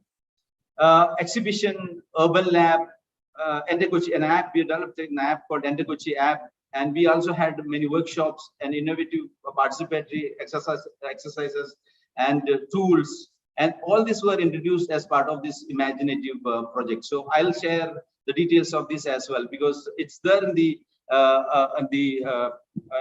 internet, like the GIZ website and Kochi Municipal Corporation website. You can take a look at that. And then again, like, water metro, like Kochi, it's a city with a lot of a big network of inland waterway system, canals, backwaters, and lagoons and estuaries. And connecting all these, we have now done water metro service, and the KMR, Kochi Metro Rail, is in charge of it. Like, they formed an SPV to kind of take our urban transport into next level. And through this water kind of metro, we would be preserving the water, the quality of water, and water will be, like, in the limelight always when we have the water metro. And then, like, we have began a process called Eco Challenge. Eco Challenge is like crowdsourcing ecological solutions. We have invited, like, the stakeholders, especially students from colleges, schools, and all other institutions, to come up with projects, like, sustainable projects that the city should ought to take up for the benefit of the public. So it's not the policymakers, it's not top-down approach, it's bottom-up approach, where the children, the students, the residents association, they all come up with projects in their that should be implemented in their neighborhood, and that would find a mention or place in the annual budget of the city and all other agencies working in the cities. And there is an important element, that is art and culture. Kochi is the tourism hub, and that's one of our main economic activities, and we go to invest a lot in art and culture as well. And we have now kind of introduced a program called Art Space Kochi. This is like making Kochi part of, like, or bringing art into every open spaces in the city. Every nook and corner, you make it as an art space that people come and perform over there, so that people own they wouldn't make that place dirty. So we had experimentation, we experimented that, and we had a lot of corners now converted into art spaces. So these are a couple of projects that we have begun to address all these concern of ours. And finally, I'll just conclude now. Like we really need to kind of support and we really need contribution of urban designers and experts in achieving our efforts to bring in livability to Kochi. And for this, urban designers designs must come must become an integral part of our city planning, not just for aesthetics, but to ensure optimal use of resources and lay the foundation for infrastructure and urban development. And conscious application of urban design will bring the much needed harmony between the natural and built environment and ensure livable cities. And institutions like IUDI can really play a very important role in realizing such goals for sure. And IUDI can really help in identifying practices that have been successful elsewhere in the world, and that can be adapted, integrated, and replicated here in Kochi. IUDI can also kind of provide mentoring support. So that's very important. That's what the Kochi chapter has been doing. That's the kind of support Kochi chapter has been doing, giving to the Kochi Municipal Corporation. This mentoring support, and they can also kind of promote startups in urban design areas. And only yesterday we had a person who came up with who makes product out of plastic, public lectures and street furnitures out of plastic. Maybe IUDI can promote such startups, and you can also kind of work closely with town and country planning agencies and bring out guidelines and pilots on integrating urban design with detailed town planning and master plan schemes. And I think that is what I have to say. This is a summation of what I really wanted to say. And I think that would kind of serve the purpose. Thank you. Thank you. Thank you, Dr. Rajan Chedambat. I think it was a very, very basic approach that you took. And we applaud that very basic approach of yours, looking at the air, water, soil, and the health of the people, which are very, very basic things. Probably you refocused urban design into that direction. And thank you for all your kind words of asking IUDI to partner with your organizations and your programs and bring in new startups, new products and things that you really elaborated on. We would really like to hear the long and short of your presentation and your ideas at probably a different forum. But with that, I go to Abhishek Xavier. Abhishek, the forum is all yours, and we want to hear you on your initiatives, please.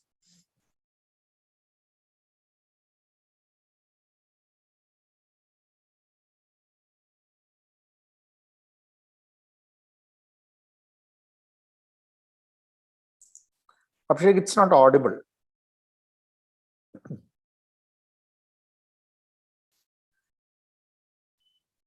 Hello, I think you are audible. No. No. There is something wrong with the sound. Yeah. Or is it only me, or Kiran? Can you hear? Yeah, Mr. it's all right. We can hear you. Yeah, please go ahead. Suddenly when you lift it up, it doesn't come up. I think if you just leave it. Can you speak now? Hello. Some problem with the sound. Can we help I am them? I am the one who asked whether you can hear Abhishek. I think Abhishek's speech has not been there from the beginning. Okay. Abhishek, can you check once again your connection? Maybe the host might have to allow him to speak or unmute. No, he's already unmute. Something, and in the beginning he spoke. He said hi in the beginning. So, do you want to? Abhishek, probably you could try without your earplugs. Yeah, without headphones, please try. No, we can't hear you. No. Is your volume full?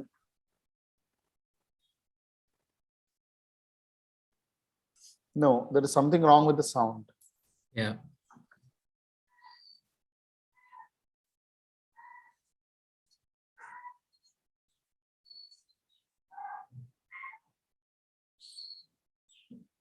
as a contingency measure, can we go to the next speaker while the hosts team could try and help him with the sound?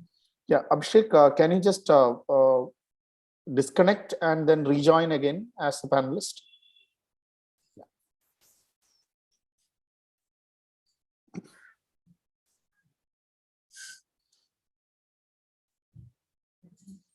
Yeah, we'll give him a couple of moments. Yes.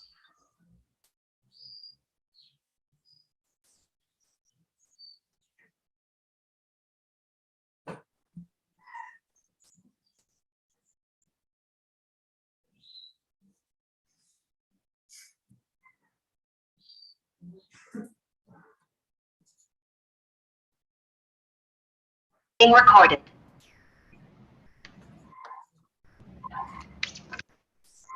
Yes, Abhishek.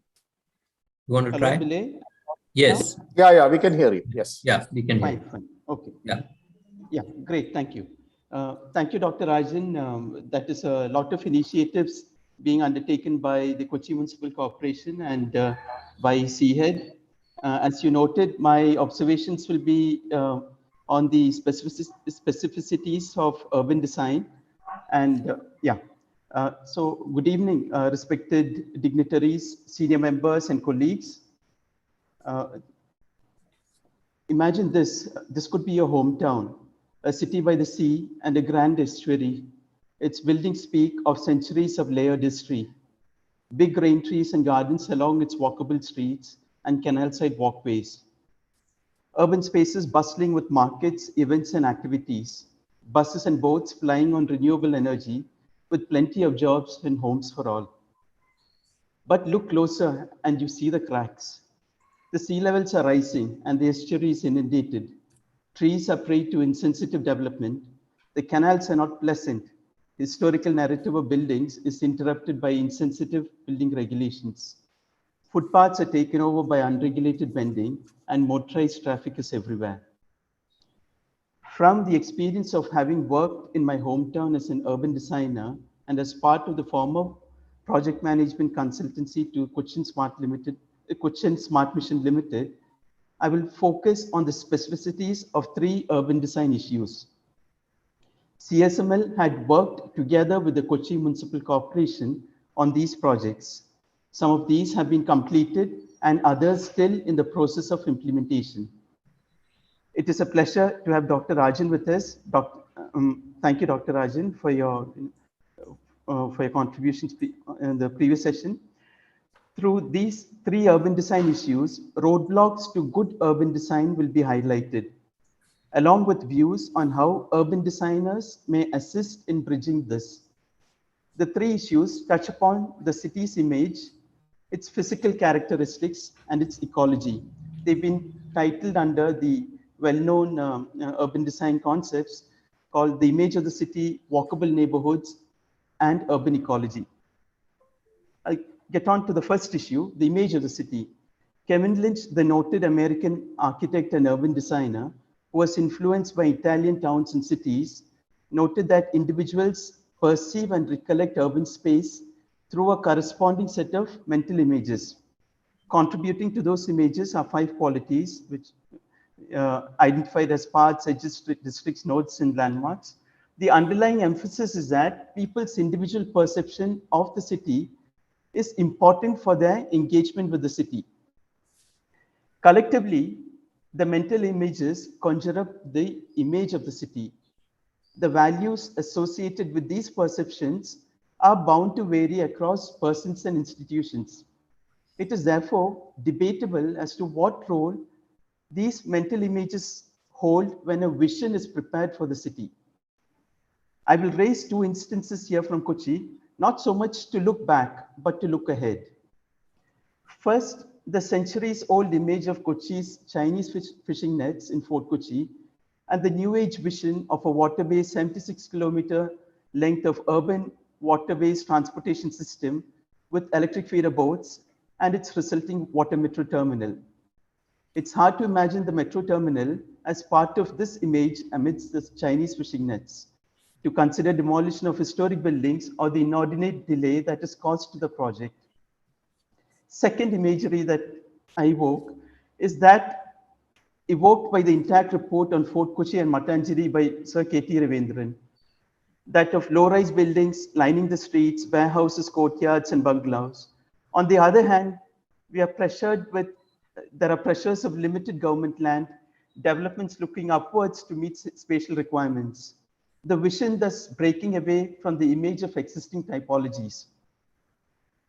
Development projects are essential for our city, but how may we work with a collective set of images towards a common vision? Detailed town planning schemes are two-dimensional in nature and cannot address this. Similarly, Kerala Municipal Building Regulations does not address the unique townscape quality of such places. For instance, new developments due to setback norms breaks away from the existing building character.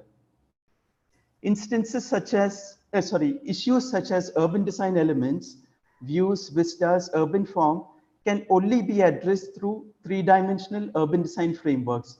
As you, Dr. Rajan said, you had worked on the NT Kochi project, and that's a right example I can cite in this particular direction. That's what I mean by urban design framework. So urban design frameworks are three-dimensional visioning exercises which may be prepared in tandem with detailed town planning schemes. The image and the vision are tuned in parallel, ensuring both character and certainty to the various development projects, therefore avoiding inordinate project delays. The second issue now I come to is that of walkable neighborhoods. Walkable neighborhoods are those whose built environment encourages people to walk. Persons, not automobiles, are at the center of the design scale. Walkability has health, environmental, and economic benefits. Factors influencing walkability include the presence of footpaths, pedestrian rights of way, traffic conditions, land use patterns, building accessibility, etc. It is an important concept in sustainable urban design and aids in adapting cities to climate change. Under the Smart City project towards the creation of walkable neighborhoods, carriageways were rationalized, footpaths created, cables taken underground, decorated streetlights introduced, 5 kilometers of cycle lanes inserted, etc. However, walkability and non-motorized transportation stands at risk from unauthorized vending activity and unregulated parking and traffic. Urban design works within technical and spatial limits. For instance, across the cross-section of a street, there are limitations of space and design. I take this opportunity to draw reference to a project where we technically had reached our limits. For the Ernakulam Market Redevelopment Project, a site for rehabilitation of existing stall owners was required. A nearby site lay underutilized, but it was privately owned and under litigation. Its feasibility was shown, and the Honorable Supreme Court, convinced of the larger merits of this project, allowed for temporary usage of the site for rehabilitation. The point I would like to emphasize is that both spatially and technically, there may be limits to individual projects. However, urban designers can aid in spatial audits, identify technically feasible options across wider site areas, and drawing awareness on issues to the surrounding community.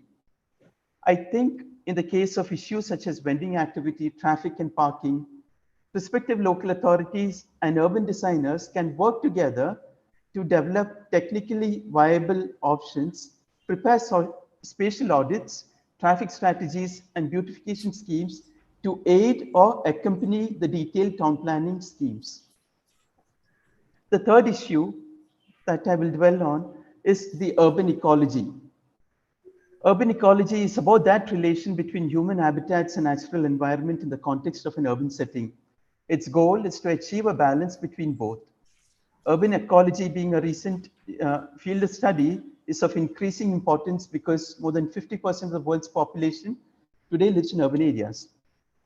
Now, an issue with projects executed under mission mode, as in the case of Kochi Smart City project, is that the solutions are very much rooted in the present. However, there are environmental issues that lie ahead of us, such as of climate change, which have already begun to have impact on present-day lives. Beautification projects under the mission mode are meant to set examples under tight time frames and under specific scopes. It may not holistically address all of these challenges that lie tomorrow. These are the areas of climate change, environmental impact assessments, disaster risk management, etc. in urban areas, which need to be factored in daily.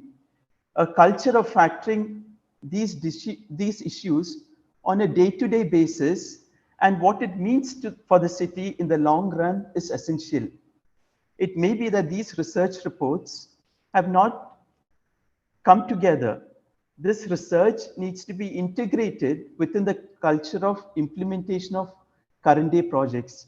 Therefore, an environmental impact assessment norms such as the CRZ zones, ecological boundaries may be mapped on GIS and integrated along with the DTPS.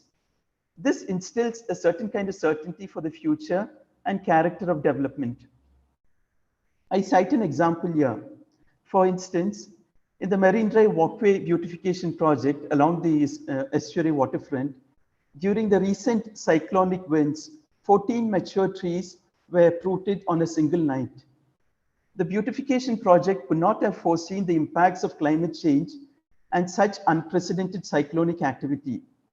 If that culture of research and project implementation is factored in, then the right type of urban solutions may be incorporated. To conclude, I've identified 3 essential urban design concepts. That's the image, build, and the natural environment. These concepts were evaluated on the basis of the projects that were executed within the area-based boundary of the Kochi Smart City project. Points were raised on the areas of success, but also areas for further refinement and how urban designers may contribute to the process of development. These include visioning exercises, spatial audits, traffic management plans, and beautification schemes, all under the umbrella of an urban design framework, which may be used to feed into and support detailed town planning schemes. Thank you. Thank you, Abhishek, for bringing old Kevin Lynch back into the dialogue and talking about the character of cities and things like that. Besides all those essential things like the urban ecology part, the walkability, climate change, I think you addressed a whole host of issues where urban designers could focus and bring more meaning to urban living. With that, I think we go to the next speaker, which is Mr. Kiran Digaukar from the MCGM. Digaukar, sir, it's over to you. Yes, good evening, everyone. I'm Kiran Digaukar. So first, I'd like to thank IUDI for having me here and giving this opportunity. To start with, Mumbai, one of the most densest city and most unplanned city, we can say, is also responsibility of Mumbai is also to be a pioneer or maybe the lighthouse for the other cities. If you see on a lighter note, if you see 3-4 years back, whenever you switch on the TV during monsoon time, especially the news channel, you see Mumbai city is flooded with water in the entire city, and everybody was criticizing what is wrong with Mumbai and why they are not doing. And when we give reason about the topography of the city and all, everybody used to point out to look at Singapore, look at the other countries who are also surrounded by the sea. But over this, if you see in last 6 months to 1 year, every other city has been flooded in the similar fashion. And that is actually an eye-opener for every city which has been developing in unplanned way. The city, Mumbai, has been developed. If you see at the city island city itself is, if you see the trend, that everything is in island city and the other part of the city, suburbs, has been developed as a habit habitation to serve the island city. Look at the tourist attractions in the city. Every tourist attraction is in the island city, and people are staying or living in the other parts of it. Let it be working spaces. Everything is in island city, and people are staying in suburbs. But now the thing should change, which we believe. So today I'll be talking on 3 important aspects of planning. To start with, no matter the first part will be a smaller projects, which I believe that no matter Mumbai is developing or transforming like anything with the metros and flyovers, or everything is happening at its pace. But let me tell you, there is also importance of smaller projects, and here the role of urban planners come. And I congratulate all the urban planners. Finally, their age has come. People started taking urban planners seriously. Means when I joined corporation, or when I myself is a civil engineer. But when I joined, for me, there were only 2 people working in the government. One is civil engineers and other is contractor. And architects and planners are only for making the presentation before approvals of the project, and they were nowhere in the picture. But now the things are changing like anything. So coming back to smaller projects, when I say smaller projects, that can no matter city needs 1,000 crore project also, 10,000 crore project also, but city also needs 1,000 projects of 1 crore also. Means there should be smaller interventions in the city with respect to space making, with respect to smaller parts, which increases your perception value of the city, the impression which any tourist or any person carries about the city is about these smaller projects only. These are the projects of critical importance, like junction improvement. Let me tell you, everybody thinks Mumbai being most advanced city, but let me tell you, in few years, even before COVID, the working woman population in city is reducing. You know, the reason for that is the other things like flooding, like lack of daycare centers, or lack of many other aspects of them being a nuclear families. The working woman population is reducing. So what we being a planner should think on these lines. So what should be done? Because this is very important aspect to the planning. Also, second important, my personal experience, that if you see, we built many flyovers in last few means 10 few decades, 2 to 3 decades. Many flyovers have come. These spaces below flyovers has been utilized by many vagrants or many hutments. They are staying in open. There are no hutments, but vagrants are staying. I'll give you one example. In Worli recently, we have transformed the space below the flyover, and the vagrants staying in under these flyovers have been shifted to some other places and footpath. There are as the large number as 50,000 vagrants staying on the. So what should be done to this homeless thing? Whether homeless shelter should be designed for these people, how the planner should think on these lines. These are very different aspect of Mumbai, very important social aspect of Mumbai. When we are designing these larger projects, the smaller project has been neglected. Like we have constructed metro stations, but whether we have thought of how a people or a tourist who is getting down from a metro station will travel to his home, what should be the kind of transport he or she will be using. So these smaller projects, I think we should now take note of, and we should start working on these smaller projects as well.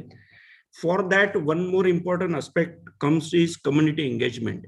Let me tell you from my personal experience in Dharavi, this community engagement is very important for any project or any thing need to be successful. Like when we say we need to improve the spaces below the flyover, especially the community spaces for the community, we should improve these spaces. But we should take account of the community, what community wants, what the local representative want. There cannot be a similar design for every flyover spaces below the flyover. There can be a community specific design. For example, there is an area where a particular sports has been very popular. Like in Dadar, if you see, cricket is popular. In Dadar, kabaddi is popular, kho-kho is popular. Like any other area, there might be any other sports. So if we design such spaces from the community specific, to considering the community in means community engagement is important aspect now for any planner to think or design anything. And one more important aspect is again the happiness index. See, the parks, the greenery, adding greenery to the aesthetics and all improves the happiness index of the city. So we have to think on livability index, happiness index, and I believe instead of, or rather the larger project, these smaller projects will make larger impact. Now the question is how we should go for these smaller projects, how we should identify what kind of projects are required or what kind of interventions are required, and what projects have high perception value. So for that, we need to have a good platform for the professionals, the urban planners, and everyone to engage with the authorities or engage with the government. So my personal experience says that there are many urban planners who are in Mumbai, outside, they want to give something for the city. They have taken a lot of things from city. They are very happy with Mumbai. They really want to contribute, but they don't find any platform where they shall be listened seriously. As I said earlier also, this age of urban planners have come hardly this 2, 3, 4 years back.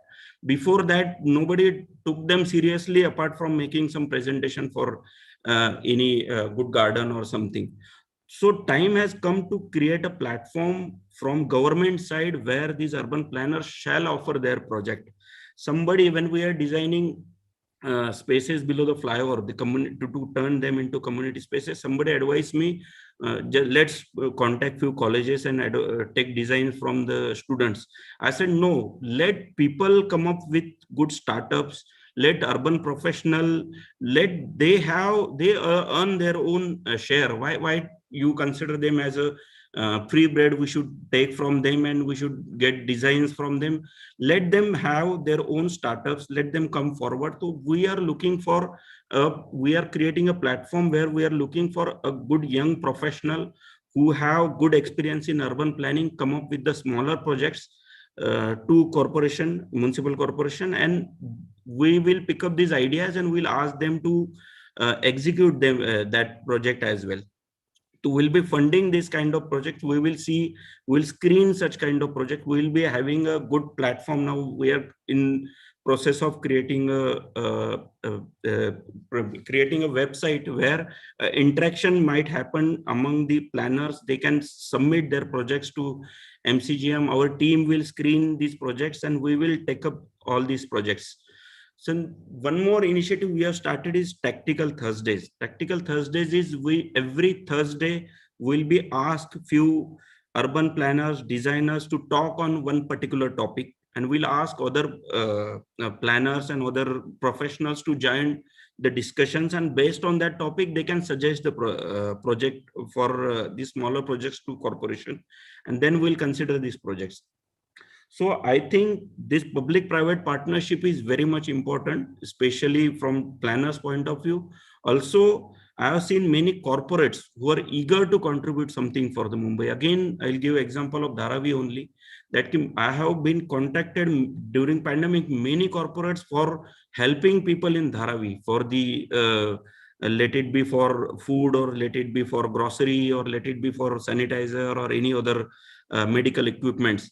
So there are donors, there are people, corporates who really want to see their Mumbai changing. They want, but they lack the platform. They lack where we shall approach, where should we go. So I think attempt shall be made, or we are making an attempt to create a platform for such people. Let it be designers, let it be donors, let it be the corporates who wish to transform or make changes in the infrastructure. So these lines, I think the age has come and we should think on these lines as well. So that's it from my side from Mumbai. No doubt larger project, there are larger problem, there are DP, it has been implemented, there are many aspects to it, but this aspect I wanted to highlight today. Thank you for the time. Thank you, Digavkar sir. I think it was wonderful, the ideas that you gave us and your commitment to involving young professionals and urban designers, and talking about community engagement or the happiness index or the small is beautiful aspects of urban design. I think they're very well taken. And we all want to congratulate you for your superhuman effort in the Dharavi pandemic and the kind of achievements that you have done. I think it all deserves a big hand for you. I think it's a wonderful initiative and service that you have done for the urban areas, and especially the most underprivileged and, as they say, one of the worst spots of Mumbai. So with that, I think we'll move over to Avineesh Pandeytra, who can take this debate of Mumbai further. Welcome, sir. Thank you very much. Good evening, and thank you to IUDI for inviting me to be a part of this wonderful panel of officials, planners, urban designers on this topic related to designing the Indian city. In my view, actually, two things have happened in the recent past, which are of somewhat of a note, one of which is not very, very well known, perhaps, and the other one, which is sort of the more recent thing related to the finance minister's budget speech. There has been a report that was released by the Niti Aayog in September last year that talked about the dire need to sort of build sort of capacity in planning and design of our cities.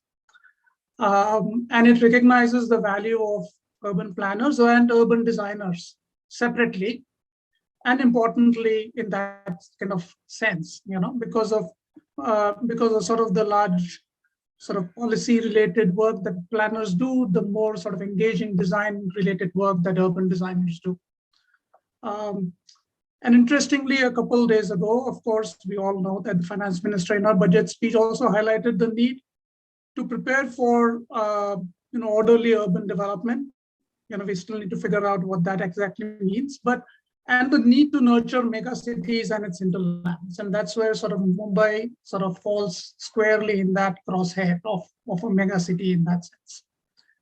And she also added that we need to reimagine our cities into centers of sustainable living. And then there are sort of more points around that whole thing. But think about this. I think for the first time in so many years, you've got the subject of urban planning, cities, urban design, urban development. I mean, how many times have you heard TODs as a part of a budget speech?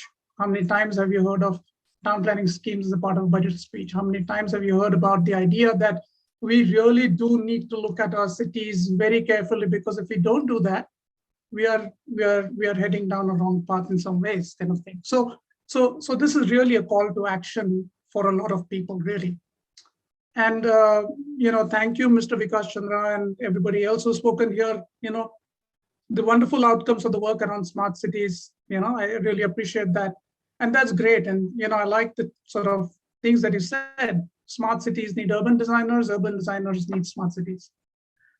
Also sort of the whole discussion around tactical urbanism, the way sort of, the role of urban designers, as everybody's been talking about, small is beautiful and all of that. I mean, all of those things are great. And, you talked about 75 hours, people talk about small is beautiful and great. So I think somewhere, we are starting to see the value and role of urban designers in the way sort of they are contributing to our urban spaces, right? And I want us to sort of reflect on that a little bit.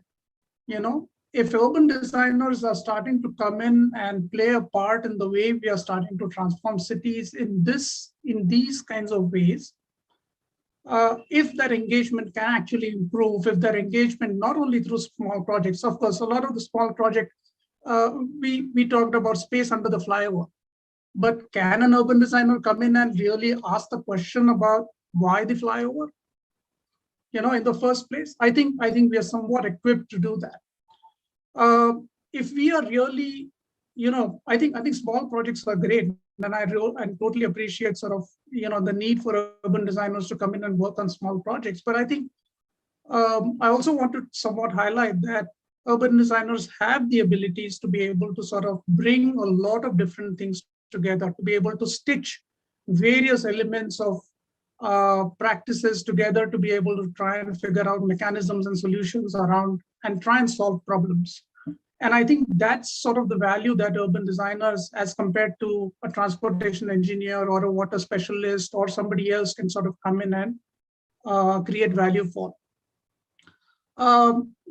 Because I really feel that if we are to really start showcasing, especially if you, there was a comment made that, look at all the smaller cities, they are doing so much. They are, those are the places from we are learning our lessons.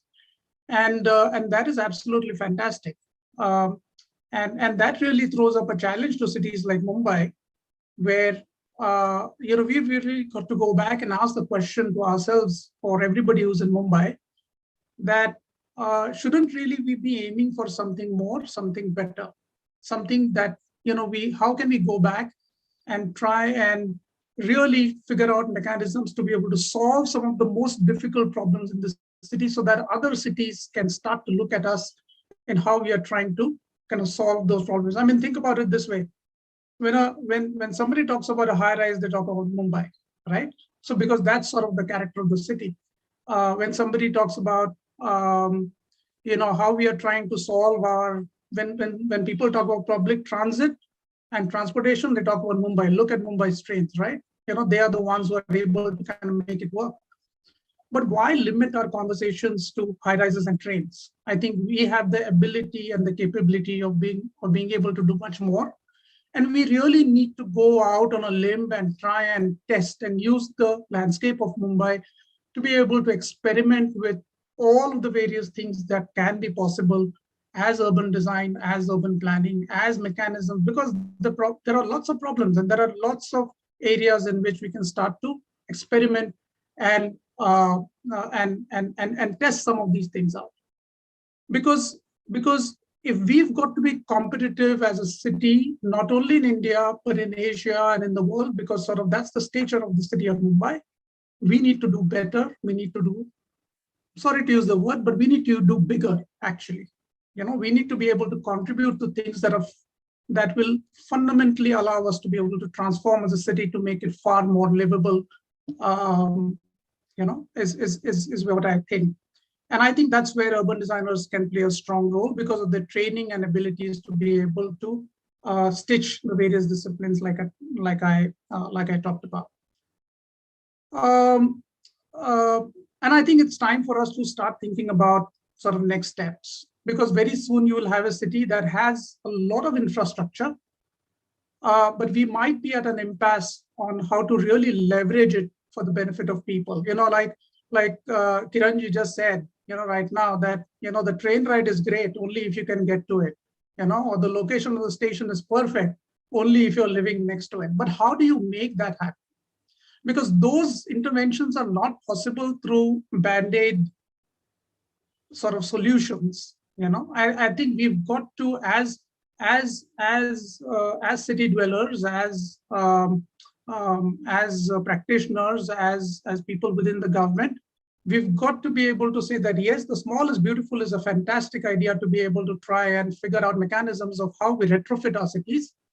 But fundamentally, we need to start thinking about how we create opportunities for implementation of slightly longer term plans for cities. And that is where I feel that the mechanisms of town planning schemes or local area plans, localizing planning is where I think urban designers can start to come in and play a very strong role and part, because make no mistake, they have the best ability to be able to represent what the city can be when you think about all of the other professions that are there. So I don't think it's a bad idea, like how Kiran ji said, that you bring in an architect and urban planner to be able to make a presentation. I think that's one important skill of urban designers, that they have the ability to be able to showcase what might be possible.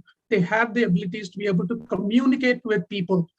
They have the ability to be able to bring various professions together and figure out mechanisms of kind of carrying out the solutions. And that's where the urban designer can really bring out their abilities to be able to create transformative projects for the city. And that's where we've got to figure out mechanisms that are that go beyond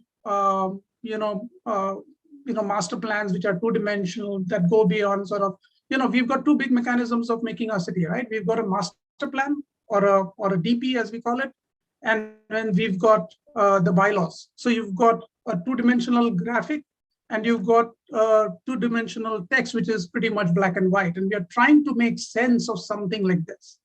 And I think what we now still need to start to do, and because it is done at such a large scale, we need to figure out a mechanism by which, as urban designers, we can break it down, create local area plans, create abilities to be able to allow people to visualize and reimagine and rethink their places and cities. So while the ideas of trying to engage with smart young urban designers is great, I think at the same time, and while at one end that should continue and that should grow, I think it's also important for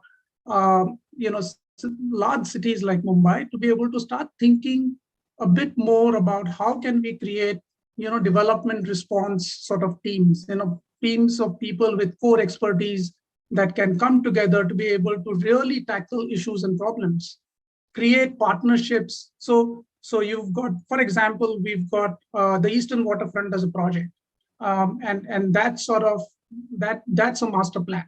But can we figure out mechanisms of better conversations around some of these kinds of projects to be able to really, now that the master plan is in place, how can we start to put that into practice? How can we start to create implementation elements out of it? How can we start to break it down and build it piece by piece? Because that's how the city will start to really take shape over a period of time. And there are examples of a lot of such cities that have done this. I mean, city of Charlotte in the US, when they're building their new light rail system, put in place a development response team that came in to be able to look at every single development proposal around TODs. So there are mechanisms of this kind, and I think it's important that we start to have this dialogue and engagement with the city. And finally, I think for all of the urban designers that are currently in this particular sort of room here and who are teaching, I think it's very important that we engage with the city as teachers, because we need to get people like Kiran Digavkar in our studios to be able to understand what kind of ideas can we have for places, cities. How can we start to engage with officials? How can we start to build a sort of like an idea factory or a brain trust of ideas to be able to really think about the city? And how can some of these ideas start to transform the way we actually look at our city? So while I appreciate all of the conversation and discussion that we're having about all small things beautiful, I also want to sort of highlight that make no small plans. It's important that as urban designers we sort of keep that in mind and think about what the bigger picture is and how can we start to put in place a framework for a bigger picture. So that's really it from my side. Yeah, thank you, Avineesh Pandeytra. Actually, it reminds me of Ranjit Hoskote's article called Hyphens and Ellipses. In that volume that Rahul Mehrotra had put together, he talks about something that you write as an article and then you go over it with hyphens and ellipses, trying to correct the draft. And probably you're hinting towards that let us look back at not just the small things, but even the larger plans. And it is through this kind of a participatory planning that Navi Mumbai really came to life through efforts of Charles Correa, Pravina Mehta, and the whole team. So that is, I think, urban history for India and a very good example. Thanks very much, for correcting the balance, and both of you, Digavkar and Pandeytra, have really brought a kind of different dimension to this dialogue. With that, I move over to Akshay Sridhar. Yes, Akshay Sridhar from Bengaluru. Sir, you're most welcome to start your presentation. Thank you very much, Mr. Kiran and Mr. IUDI for having me here. I hope I'm audible. It's a little, the voice is a little low, if you can. Yeah. Okay, thank you, Mr. Kiran. Thank you, IUDI, for having me here today. Very interesting series of sir, your voice is still a little low. Can you come closer or increase the volume? Is it okay now? Yeah, it is good. Yeah, much better. Much better. Yeah, thank you. And a very interesting series of conversations that we have been having. And I think I would like to pick up from where Mr. Avineesh was mentioning. He is like, he was talking about how urban designers, when they're given to asked to build a flyover, the question always they've been whether they're allowed to question why this flyover. No, from an administrative point of view, it's always the converse that comes in. No, because often we find ourselves in a position where we need a flyover or a road or a drain, and we don't know how to build it. It's like we need to get this done. I don't know how we are going to do it or what are the means you're going to do it. It is always about getting it done. And it is in this process actually some of the shoddy or poorly framed designs come into picture, because majority of the works they come in a place of need-based or always they're in a firefighting mode, which these works get implemented, and the question of how to do them or the question of how sustainably you can build something often goes missing from the picture. This is a very sorry state of affairs, but this is how most of the things have been running, especially in the urban setup, because you always feel that whatever you have, the kind of resources that you have or the kind of development you have, you always feel is not enough for the kind of transformation the urban sector or the cities have been going through per se.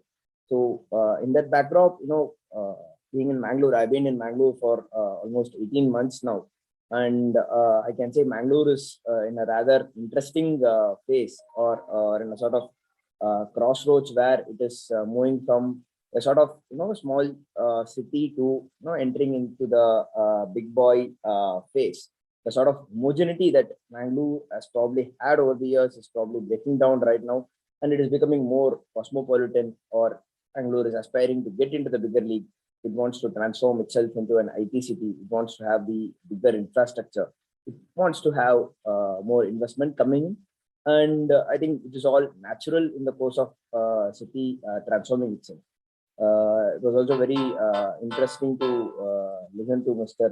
Kiran from Mumbai, because Mangaloreans are people who always aspire to look at Mumbaikars for everything, because be it for employment or be it for going and sourcing the investment, it is always Mumbai which Mangalore looks forward to. And there is a saying that in every street you will always find someone here working in Mumbai for their livelihood. On the so Mangalore in that way, it was very interesting to listen to someone speaking from how Mumbai has been planned or how the direction which it is taking. Because Mangalore, despite being in Karnataka, it does not, more often looks towards Mumbai, even for the kind of laws it wants to have or for the town planning regulations it wants to have, rather than looking at Bangalore. So in this process, the overall design in which the city has to move forward to, the direction of the design in which the city has to move forward to, I always find that it's somewhat missing, because it's always the smaller parts that keep on happening, and more often than not, they don't add up to the add up as a whole. So that does not give a sort of wholesomeness that is actually required in in what an urban designer would actually look forward to in designing a city. So I'll say there is a less chance or less time frame to think ahead of the curve, and it's always what the moment wants, and you will always realize that you're designing projects or implementing projects which should have been probably done 5 years before or 10 years before. If this kind of scenario always comes in, No, because the kind of understanding that goes in public sector, that is the kind of understanding that goes in governance, is always based on experience. I mean, not always, but more often based on experience than from what is needed in the future. But I mean, of course, things are very fastly changing, as Mr. Vikas Chandra was beautifully explaining with the advent of smart cities. How we have started to look ahead, where we are starting to have goals for what you want to do in 2030 or 2040, or the kind of spaces that you want to look into. And with platforms like Smart City and with MOHUS stepping in more, we probably have a platform where cities are more often interacting with each other. So cities know, the smaller cities know what to look forward in bigger cities, how to put themselves, going ahead in the curve. And these kind of things are happening at one end. In Bangalore, we have 24/7 water supply project coming in, and LED bulb installation project, and the solar transformation project. Of course, Bangalore is among the smart cities as well. And many of the aspects which were explained in the Vikas presentation are happening in Bangalore. But sometimes this question comes into picture: is whom do they benefit? Are these projects alone enough in addressing the inequities that is inherent to the city nature of the city assets? For example, we are planning to design a waterfront in Mangalore using the town planning scheme. But to what extent? How prepared are we to take that next step to accommodate everyone in the process? Because Bangalore is primarily a fishing place. Once a fishing village that became a town and now a city. So how will you include the interests of the fishermen going ahead and making this waterfront, making ahead a riverfront or a waterfront project? So how much prepared are we for this? Of course, we are having various stakeholder consultations, trying to include them, trying to include their interests and all of it. But how sustainable is it? How much you are going to take it forward in the long run? Whether you will be able to replicate such models continuously and make them very, very sustainable, not just sustainable but also affordable in the long run. Will the city become affordable for everyone, for all its stakeholders, or will the investment change the landscape and make the inequities more glaring? So these are some of the glaring questions which we face in a city like Mangalore. It's always a sort of a paradox or a contradiction. You want new and wide roads everywhere, but when wide roads come in, the other problem we are facing right now is there are more and more street vendors coming in. Is the city ready to accept the street vendors? Because this might look like a very basic issue, but these are some hard realities to which you are actually dicey, because these street vendors did not exist and you're widen the road for something else, but these people come and sit. Do you chase them away, depriving them of their livelihood, or do you include them? And if you want to include them, how do you include them? Especially in a city like Mangalore, which is seeing more of a vertical growth, where you have terrible shortage of land. How much affordable housing projects for the homeless can you do, or how much spaces can you find for street vending zones and all other such activities? Do we have answers for all such questions? So these sort of issues create a sort of or a need for more like institutional intervention. Because when I look at a problem, I only look at how to get rid of it at that moment. But what do I do in the long run? So because how do I foresee that this problem, when I'm going to do this problem is going to arise? I think that is exactly where we need more of urban designers working with the local governments and sort of guiding them and giving an overall vision to how cities should take the right step moving forward. In Mangalore, we have a peculiar problem where, because of the abundant rainfall and the undulating terrain, it is only concrete roads that suit this kind of terrain, because any other surface of roads that we use, they don't last long, or they're not sustainable. But with concrete, again, the problem of creating urban heat islands obviously comes into the picture. we are taking greeneries away from public roads. So what are we actually doing? Are we finding solutions to a problem, or are we inventing one more problem to a different problem? So these questions, some of which we know the answers, but again, are the answers right? Who are validating it? So of course, this is a local government. We have a lot of decentralization. People have a lot of access. People keep criticizing. People keep offering suggestions. But which of these suggestions do we consider? There are always suggestions or criticisms from all parts of the spectrum. So which one do you consider to be right? And this is again exactly where institutional help is required, or more scope for an urban designer to come in and say, no, this is right, or this is how it was done in some other place, and this is how you are supposed to do it. If you do this, if you do X, Y will happen, and to prevent Y from happening when you're doing X, that also should be done. So these kind of issues is what I think in cities we face every day, and it is very refreshing to see a lot of urban designers speaking on a similar topic. And as a lot of them mentioned, how the Union budget also had a mention of how cities, the development of city, high-level committee will be formed to discuss the development of cities, or the direction in which the cities should be developed in the longer run. Again, and another pressing problem that we face is urban financing. So how much of financing will be enough for a city? Because if you ask me, I will never say that 10,000 crores is enough or 20,000 crores is enough.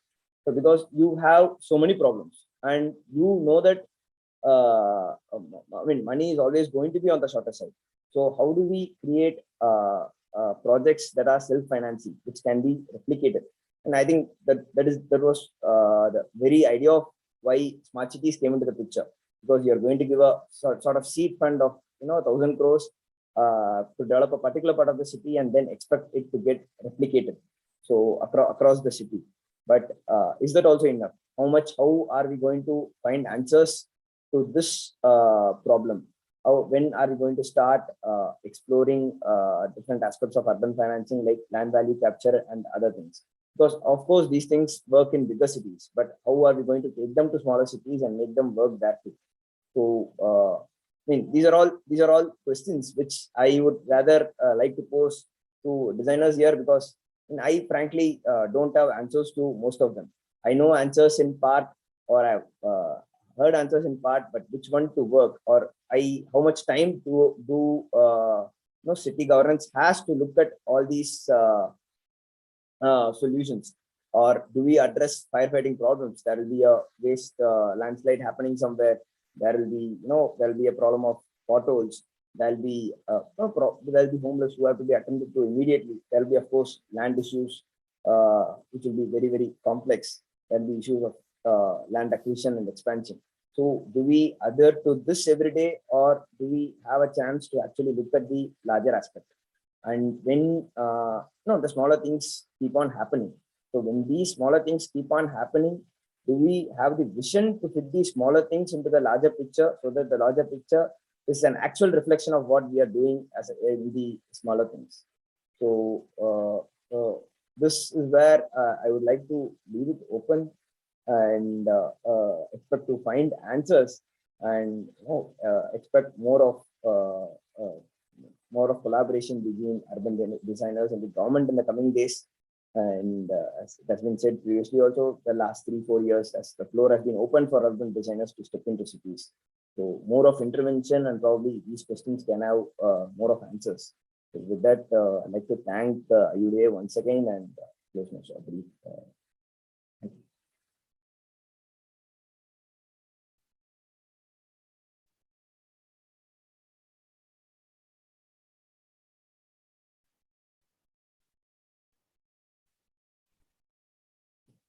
Has Kiran got logged out? It looks like. Okay. Aruna, would you want to fill in? we can carry on. Thank you, Mr. Akshay Sridhar. It's so refreshing to hear what you said just now, coming from the seat that you're rightfully owning and holding as of now. It's tremendous to know that small towns have grave problems which cannot be only resolved through firefighting measures, and that to apply solutions from bigger cities directly and quickly may not be the real step forward, as an effective step forward for such kind of scales of cities. And this I think has been very enlightening. You also, I feel, touched upon one of the most vital aspects of the slogan that we had for this event itself, this episode of the event of Designing the Indian City. We talked about cities of today, places for all. And you made it a point to make us remember that no matter what we do through our initiatives, we have to consider whether these initiatives are actually encompassing whom we would call all citizens of the city, or only getting applied to a few. So that's these are some of the very insightful comments that you already made. I feel I'm sure there will be ways forward for us to come together and make things happen. With that, can I invite Dr. Gopi Prasad as one of our urban design members to add to this discussion. Very good evening, and I think being one of the last speakers, I've been actually on the hibernation mode. And secondly, the list of presentations that have happened before I've begun to speak have been like high quality presentations and touching upon so many dimensions. So it's really put me back on square one to begin to ask, as an urban designer, as a professional, how do I look at the entire scheme of things? What is it that I can kind of contribute inside this scheme? And so what is my overall reading? To begin with, I think a very important question that kind of comes to my mind is that what is the field of operation? Like there are so many facets, there are so many disciplines which are involved with the city planning process itself. So which are those processes which are very attractive and which we are also competent? So when I ask this particular question, the exact boundary, unlike what we talk about urban local bodies having municipal boundaries, authorities having some kind of conurbation limits, what you can see is, would say, India itself is transforming in a very interesting manner. When I say interesting manner, what I want to bring to attention is that we're really not really talking about isolated settlements, but we're talking about spread of settlements over very large regions. And I would rather say sub-regions are beginning to take shape in the entire country. This is when I travel wide across the country, I'm seeing different clusters emerging very strongly. And within these clusters, what I also observe is that there are a large number of connected kind of settlements, in the sense you really don't have boundaries. And therefore, it's an interesting thing to say whether urban design just restricts itself to a small nuclear settlement, or is it these regions which are of interest? Probably the next question is that would I be biting a little bit more than I can chew when I'm talking about subregions? The reason why I'm kind of even taking up this kind of a sub-region idea is that these emerging clusters are very compelling. The reason is that way back in 1985, when the National Commission on Urbanization kind of organized a certain hierarchy of settlements and things like that, I think the definitions of these different towns and settlements was pretty much easy. One could even distinguish what could be done with each of these little settlements. But that dilemma seems to have kind of changed. Now the larger question to be asked is that what do you do at the sub-region level, and what would you be doing at the settlement level? So this is a very, that's a compelling proposition, which is actually pushing me into the sub-region discussion. While I do the sub-region discussion, what I'm beginning to see is that the large metropolitan cities, I think all the people who are living there, handling these cities, they're beginning to see some kind of stagnation in these cities. So are these cities losing its attractiveness? Can urban designers do something back in order to bring this attractiveness? Is the larger, what to say, question for the bigger cities. And I think the answer very clearly is that you don't have to do tiny actions alone, but you'll have to do the next quantum leap in the big cities. And therefore, metropolitan cities, however difficult, are prime candidates for the India transformation story. So that's one hypothesis which I'm kind of making. The second part, the way I see it, is that as you look at these smaller towns and smaller settlements, these are largely agricultural produce-based towns and markets. So there has been a kind of organic structure that has been developed over a period. Now we are talking about bringing new functions. Now the functions which are being brought are sometimes organic, sometimes induced. When I say induced, I can bring up on this idea of the industrialization corridor, which is being brought up by the government of India. So you have large tracts of lands with 4,000 acres, 7,000 acres, 12,000 acres being located on these high-speed corridors. And they don't sit in vacuum. They sit bang next to these settlements in which there is going to be some kind of a relationship. So the hypothesis is there, assuming that these larger new townships and new things would take shape, because it's going to be incubated by the government, rather delivered from the hospital to the to the market. That would happen, while these settlements would be left to the vagaries of what would happen as impacts. So in these towns, I think there is a certain hypothesis which I'm making, that we'll have to really rethink about how we reorganize these market towns, what we do with these spaces, what do we do about accommodating new spaces within these smaller towns. So these are this is about the sub-region and settlement question. The second part for me is like the division. I'm seeing that the state, center, and the local body relationship getting into a very interesting matrix, I would call that. I do not know if it's been coined before, but from what I can kind of see is that everything that has to happen on a fatafat mode, as we call as quick execution, is supported by the center. And it is SPVs, special purpose vehicles, smart city missions. These have been created as little extensions of the center's agenda to get things done, because we are in a certain way we'll have to catch up, and therefore I can see the logic why that's being pushed. But when it comes to planning per se, the legacy of planning, which is to do with land and which is to do about land mobilization, which is to do about development, it's largely caught up into the the structures of the state. And when I say the structure of the state, it's clearly the urban local bodies at the municipal level, and second, it's the urban development authorities. And as you know, across the country, even though the government has been saying urban development authorities will be the way to go in many areas where local planning authorities have been converted into urban development authorities, there are serious issues of sustainability of these organizations themselves.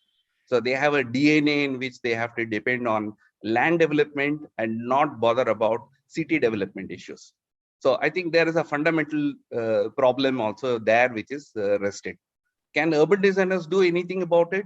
Oh yes, they can do something about it, because that's where the question comes, that every urban development authority which is looking at expansion, basically in the peripheral parts of the city, will need schemes, will need three-dimensional interventions, because from a long-term perspective of city development.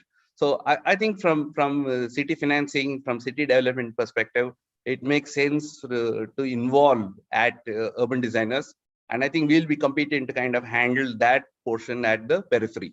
because peripheral growth within the urban settlements is like there's a huge quantum jump in terms of how peripheries are growing compared to center parts of the cities. So I guess there is definitely a larger thing to kind of do in the scheme of things that are currently on.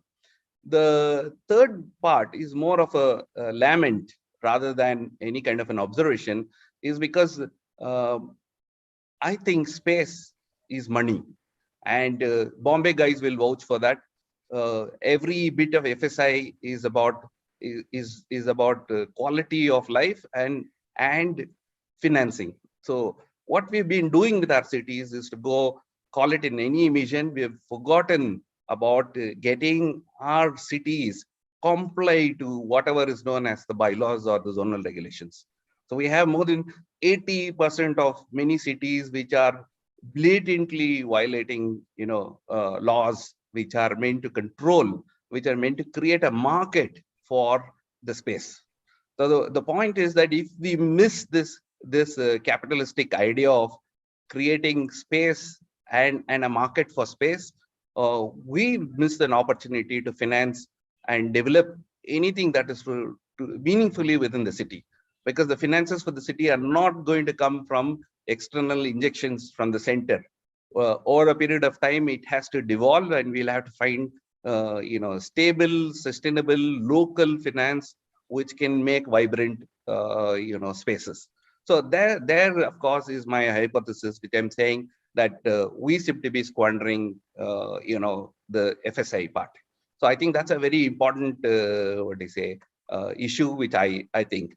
So do we have anything to play there as urban designers? And I think there is a great need for working on the model bylaws and the model zoning regulations, because I think one set fits all cities is like a disaster in making.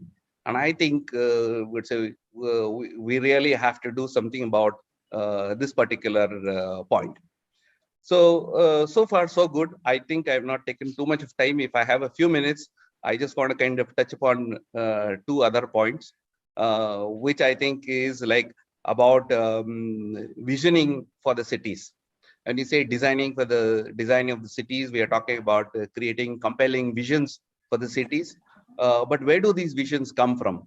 And in my humble view, in my modest view of things, I think visual thinking and copying models and creating a transfer is not definitely a Bharat way of doing things. The Bharat way of doing things is to really look at what is the indigenous strengths of these settlements and extremely what potential they hold for the future. I think urban designers, and especially given our background, I feel are again in a compelling position to create potential scenarios for cities. Unlike just the existing situation to see that everything is crumbling, everything cannot be done. I think the idea here is kind of go beyond just the mere aesthetics of city beautification. We can really talk about transformation of the city.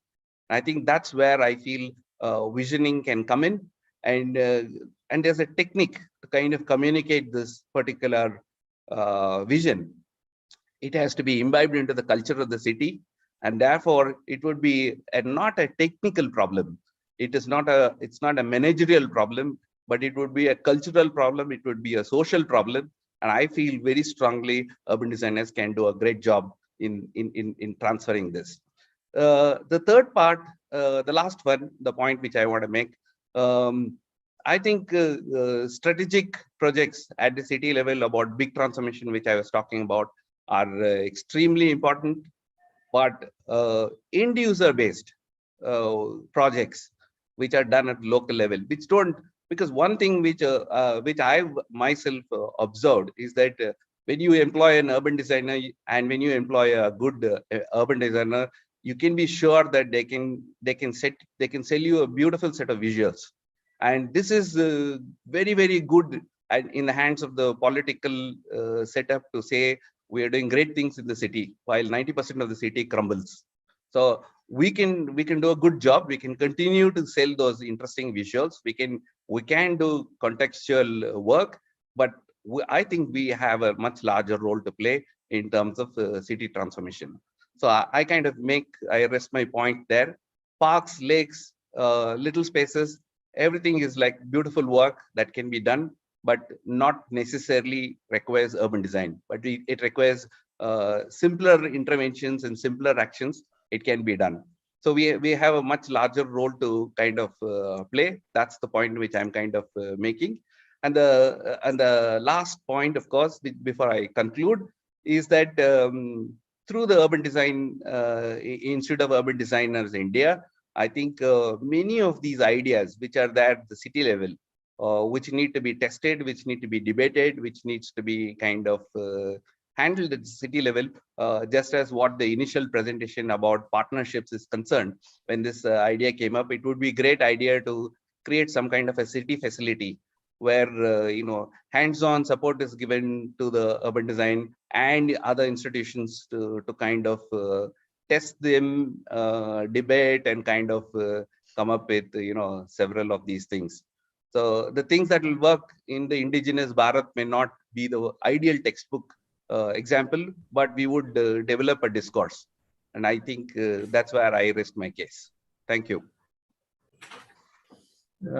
Thank you, Dr. Gopi Prasad. I lost you in between, but right. I think most of what you said about these knowing indigenous strength of settlements and looking at the beautiful visuals that urban designers can create while the city might be crumbling on one side. Yeah, so there are very, very realistic sort of visions that you have put up of the urban designer, his role in the city, and how consequential it could be for the future. I think with that, we have concluded on all the 8 presentations today, and we go in for a set of discussions on the same. I think Jasmine Saluja is ready with some of the chat and the questions and suggestions that came up there. Can I ask you, Jasmine, to start off with that? Thank you, Kiran. This has really been an interesting session. Especially conversations between the governance, academia, and the practice has been appreciated in the chat box by various people. And they have appreciated this format of frank exchange, having direct dialogues. So I would pull out some common threads, which I have been noting right from the start of the session, and then frame the question based on that. So we have Sujata Govada telling that urban design should be an integral part of city planning process. Ujan Ghosh says, good to see implemented small public projects, but these small projects will have some impact on the city only if they are part of the larger UD idea or the project. It does not work any other way around. Pooja Chikkar says that why not have a ward level cell to coordinate projects and proposals holistically? We need to look at the city as a whole and avoid piecemeal approach. To resonate with these thoughts and various more with this similar tone in the chat box, around 30 years back, it was proposed to have the 74th Amendment Act was proposed that time, where decentralization, not only in spatial planning, but social and economical issues was also put forward. And it somehow has not kind of reached all cities equally, or rather very few cities have been exercising this. And again, Kiran Digaukar and Hitesh, both of them mentioned that we need a platform or a process where we can engage with the citizens, the people. The processes at the moment which we have, which also Vikas also mentioned through the Niti Aayog, is an outcome-output framework. Or like the master plan of Delhi is suggesting a KPI system. But these are all post strategies, like a pre-strategy to put all of this together in place, either through a need assessment or through local area planning, where these various projects have a larger meaning rather than a piecemeal approach. So my question is to the panelists, is there a gap in the policy where this thing is not being executed with the local authorities, or is there a need of a new design policy itself?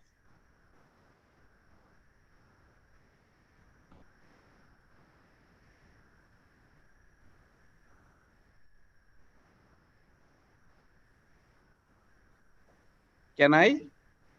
Was my question too daring? There's quite a silence on the panel. Saluja, can I come in? Yeah, please do come in. Yeah. Like I mentioned in my in the worm's eye view of things, there are of course these regions which will have to be administered, which will have to be kind of managed, and these regions that are or areas that we are talking about today are caught up with urban local bodies and development authorities. So as long as the purview of the core development of the city, the core management of the city lies with the urban local body, any external intervention would be seen as they can be sympathetic to the ongoing discourse, or sometimes they could even conflict.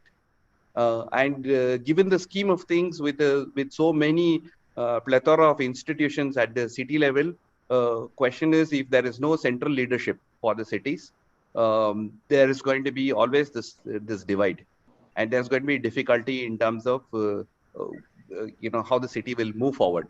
It will essentially be a set of constraints which will determine a vision, rather than a vision determining how the city should kind of move forward, which is exactly what we have been caught up now as far as the urban context is concerned, where everything is default. It's nothing by design.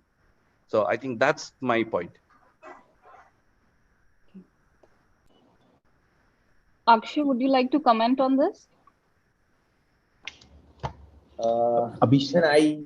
Yeah, if I can, I sort of agree with it, but I don't think there is a need for a change in the design policy or a new design policy per se, because from what I see, the policy and the acts have most of the bases covered, but how much ready are we to implement them? That becomes the daring question. I think when you opened up the floor for questions, you also mentioned about the 74th constitutional amendment about decentralization in the urban arena. The 73rd and 74th constitutional amendments both went together, but the kind of decentralization that the rural area has witnessed, be it in terms of regular conduct of gram panchayats, or the kind of the kind of accessibility that a rural functionary has, I don't think urban landscape has reached anywhere near that level. That I don't think that is a lacuna in the act, because the act or the policy is very clear that it wants a sort of decentralization. It has to happen in both the places. But somehow the developing urban scenario has become a very complex space that this has not been able to this has not been able to happen. So I know this requires so many level of changes. So this cannot happen because of just a policy change. This requires major political will, a major change of dimension in thinking, a lot of administrative will going forward, and probably a bit of tinkering in design as well. So unless all of these factors do not catch up together, it will be there's a gulf between what the academia wants to achieve and what is happening in terms of implementation will continue to exist. Yeah, Mr. Kiran Kalamdani, you wanted to add something? Yes, I like to answer on whether this, while designing these smaller projects, whether there should be some larger plan or not. Somebody asked with respect to that. Also, the ward level design thing. My take on this is something different, that I think these larger projects which have been executed in past few years in India has given birth to different kind of problems. As I said, when we have a metro station, when we have a flyovers, then there are another set of problem. When traffic increases, we need traffic junction design. Earlier there was no need of traffic junction design, because traffic was not that much that we need to design how many vehicles shall pass through this particular stretch. So this is the answer to your question that whether we should relook at the designing process now. That definitely we have to relook it at redesign it or relook at all these things in terms of smaller projects. Like when these larger projects are giving birth to this kind of problems, how we can utilize these spaces.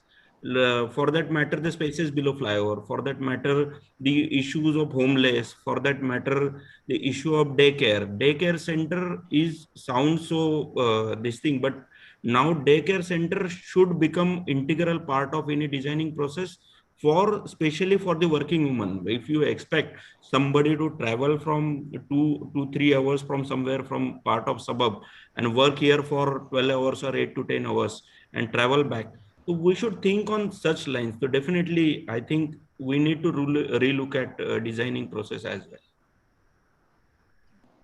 Yeah, Vikash. Jasmine, you basically asked, is there the need to kind of rethink? I think 2022 is the year to rethink. And that is what, if you notice, the last budget split also. High-level committee for urban planning, what will it do in this year? 250 crores for 5 institutes as an endowment fund. What will it do? The idea is to think, plan for the next 10 years. All the ideas which are urban planning, we have done some experiments, some successfully, some maybe not that good. But the idea is to scale up. What Hitesh was trying to tell in the beginning was that when Ministry of Urban Development from the center, I understand urban is also a state kind of subject where land belongs to. But the idea is to catapult or maybe test scale. So once we have tested some ideas, the idea is to scale them up. You create an institutional framework and you institutionalize it. 2022 is a year where all these experiments will be kind of discussed, debated, and formalized. And this is the right time. IUDI has started this series of dialogue on how urban designers can be a part of that entire change. So 2022, Jasmine, is the year of change. Abhishek, you wanted to add initially to this?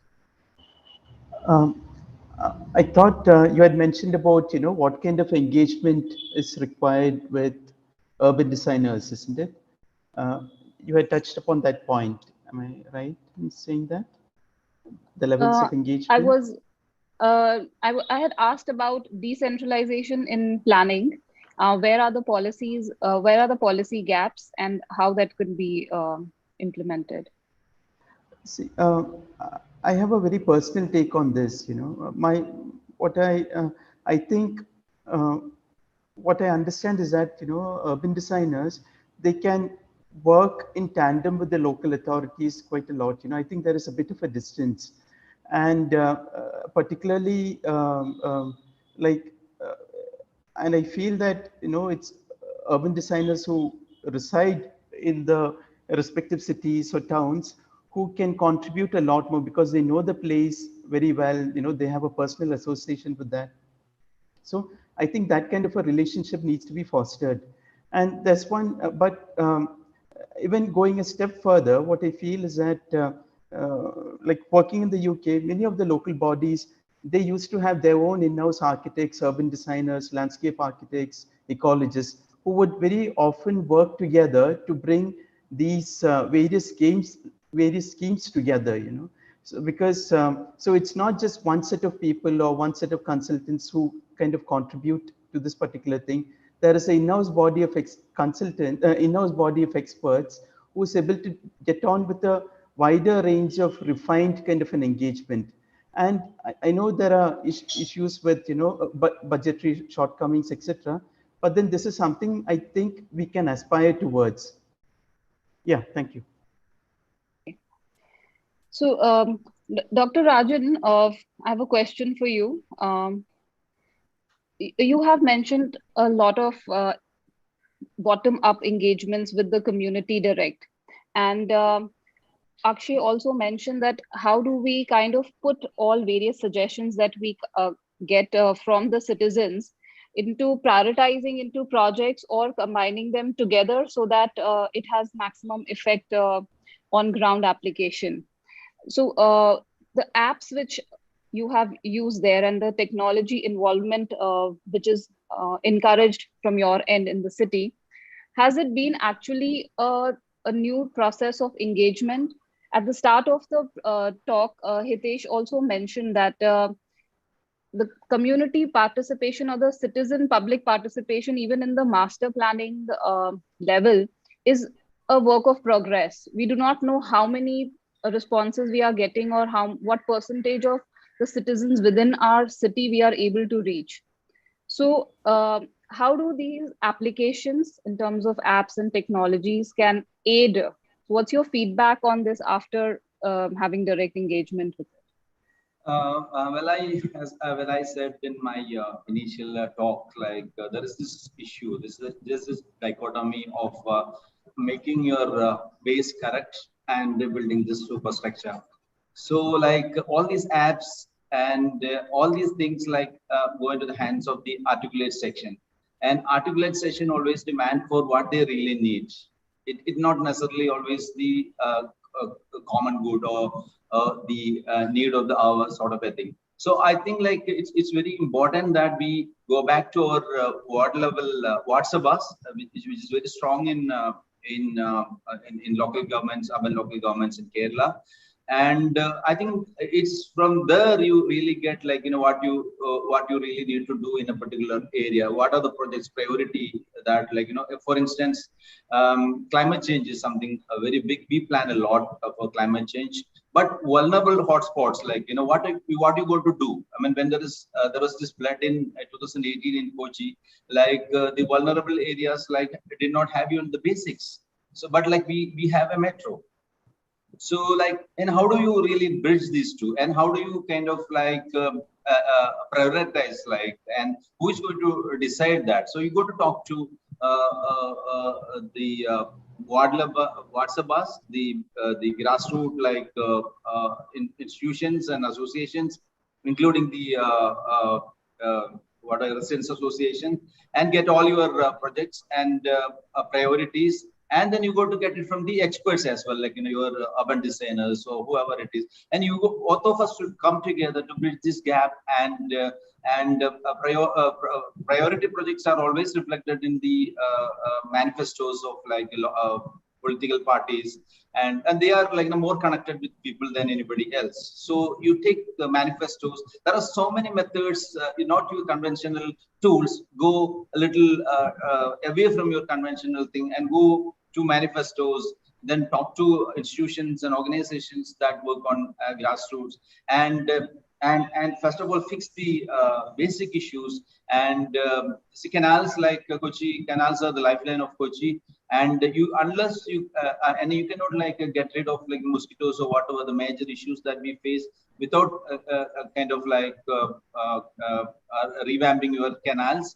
And metro is, I don't know, it's necessary for sure, but then how do you really bridge these two issues? Like, and that is the biggest challenge I think I see in the Indian urban context. So that's my take on it.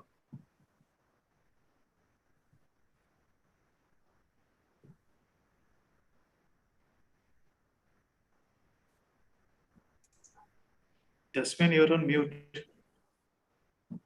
Sorry. We are about to reach time to close this session, but there are many questions in my chat box which have popped up. I would take one question and then ask Kiran to have the last question for this session, so that in the meantime, I give him time to, you know, kind of pack as many questions he wants to in that single one. So this question is for Vikash. One of the members in the audience is saying that how would you critically look at the missions which you have headed up till now? And would you do anything differently?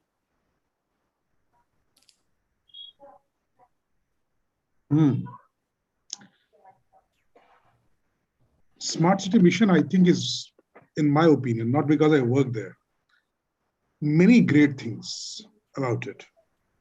We normally, we urban designers, urban professionals, we talk about the 74th Amendment. I'll tell you about one small thing. The way we transfer money, okay? All missions before, and even those which are ongoing, except Smart City Mission, transfer the money through RBI to the state treasury. And it is a principal secretary finance who basically decides who to allocate and who not. In Smart City Mission, the money for the project is transferred. We kind of actually monitor it hard that it actually reaches the city. Okay, one. When you give, supposedly we have city administrators here, they are given money for one particular type of project. Say roads, 50 crores, drainage, 20 crores. Now in Smart City Mission, we did not tell what to do with that money. It were the cities who decided what to do. I think this is what is empowerment at the city level.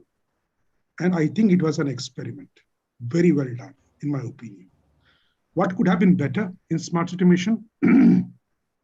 I think we took a lot of time to prepare.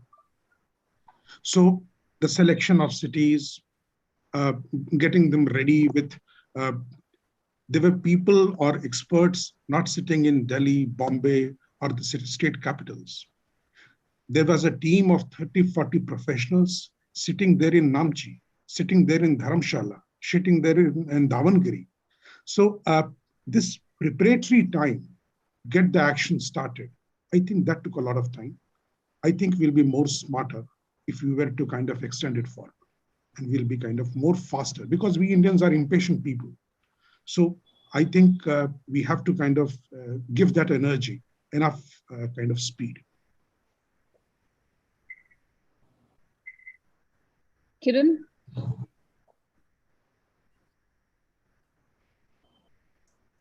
Yeah.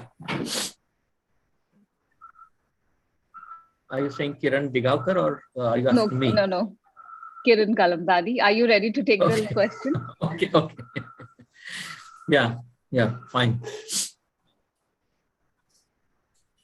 I think we need to wrap up now. We are almost there on the dot, trying to finish this whole interesting and shouldn't say closing down, but starting a new dialogue. Like Vikas Chandra said, on Basant Panchami Day, we should venture into new areas. And having benefited from all these discussions, the suggestions that came in, the comments that came in the chat box, I think it's been an extremely interactive session overall.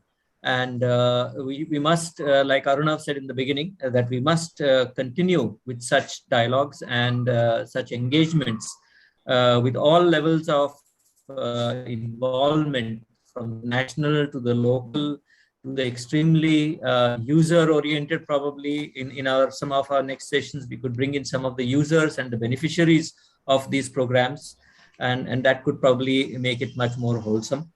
I profusely thank all the people who came in here and gave their time and listened to each other, gave their comments, shared their success stories, and especially for the still 79 participants who are there.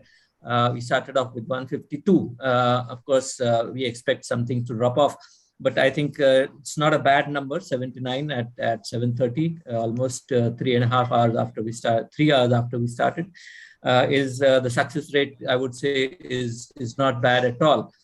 And the kind of hope that today's sessions give for the young urban designers who are watching us, and some of the even our seniors who are watching this, I would say we have not done very badly. Yeah. And of course, thanks to the entire team effort, we need to take it forward with a lot of hope, with a lot of determination, and a lot of hard work, which goes without saying. So thank you very much, everyone, for being a part of this, and see you in some future sessions, not very in the distant future. Thanks. Thank you. Thank you, Kiran. Thank you all the speakers.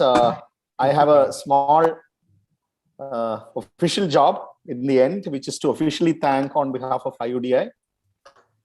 I hope I am audible. Yes. Very much. So we have come to the end of a very lively gathering today as part of the Urban Design Roundtable event by IUDI. What an elaborate and yet a very valuable session that we have had on the subject of urban design. Very happy to see the relevance of the subject and the profession being discussed with current financial policy of the country. And it has definitely been a good start for IUDI programs for the year 2022. So on behalf of the Institute of Urban Designers and the audience, I thank all the speakers of the day for their valuable inputs and insights in the subject of designing the Indian city. We have had some of the top bureaucrats and urban designers from the representing cities who graced this roundtable event as speakers, placing our thanks on record. I'm not naming each one of them. You all know them by now. You all know them very well. Further, a big thank you to Master of Ceremony, Jasmine Saluja, urban designer from Mumbai, and moderator of the roundtable, Kiran Kalamdani, who's also an urban designer and conservationist from Pune. Both of them are also part of our National Council, for their effort towards anchoring today's webinar successfully. Thank you. Thanks to both of you. I must thank President of IUDI, Professor Arnav Das Gupta, for leading from the front and coordinating all aspects of this program. I also thank all members of program committee, especially Vinod CP, who has been in charge of the hosting this webinar virtually. Finally, I thank the wonderful participants who have turned up in such great numbers. Not only our IUDI members, very senior members, past presidents, a lot of urban designers have joined, but we have also been joined by professionals from related fields, and also many students have also joined. Almost 150 people were there. Now it has reduced a little bit, but that's a great participation, and that is really a successful event. Thank you so much for your participation, which made this event a grand success. Thanking everyone once again, and this webinar is now closed. Thank you.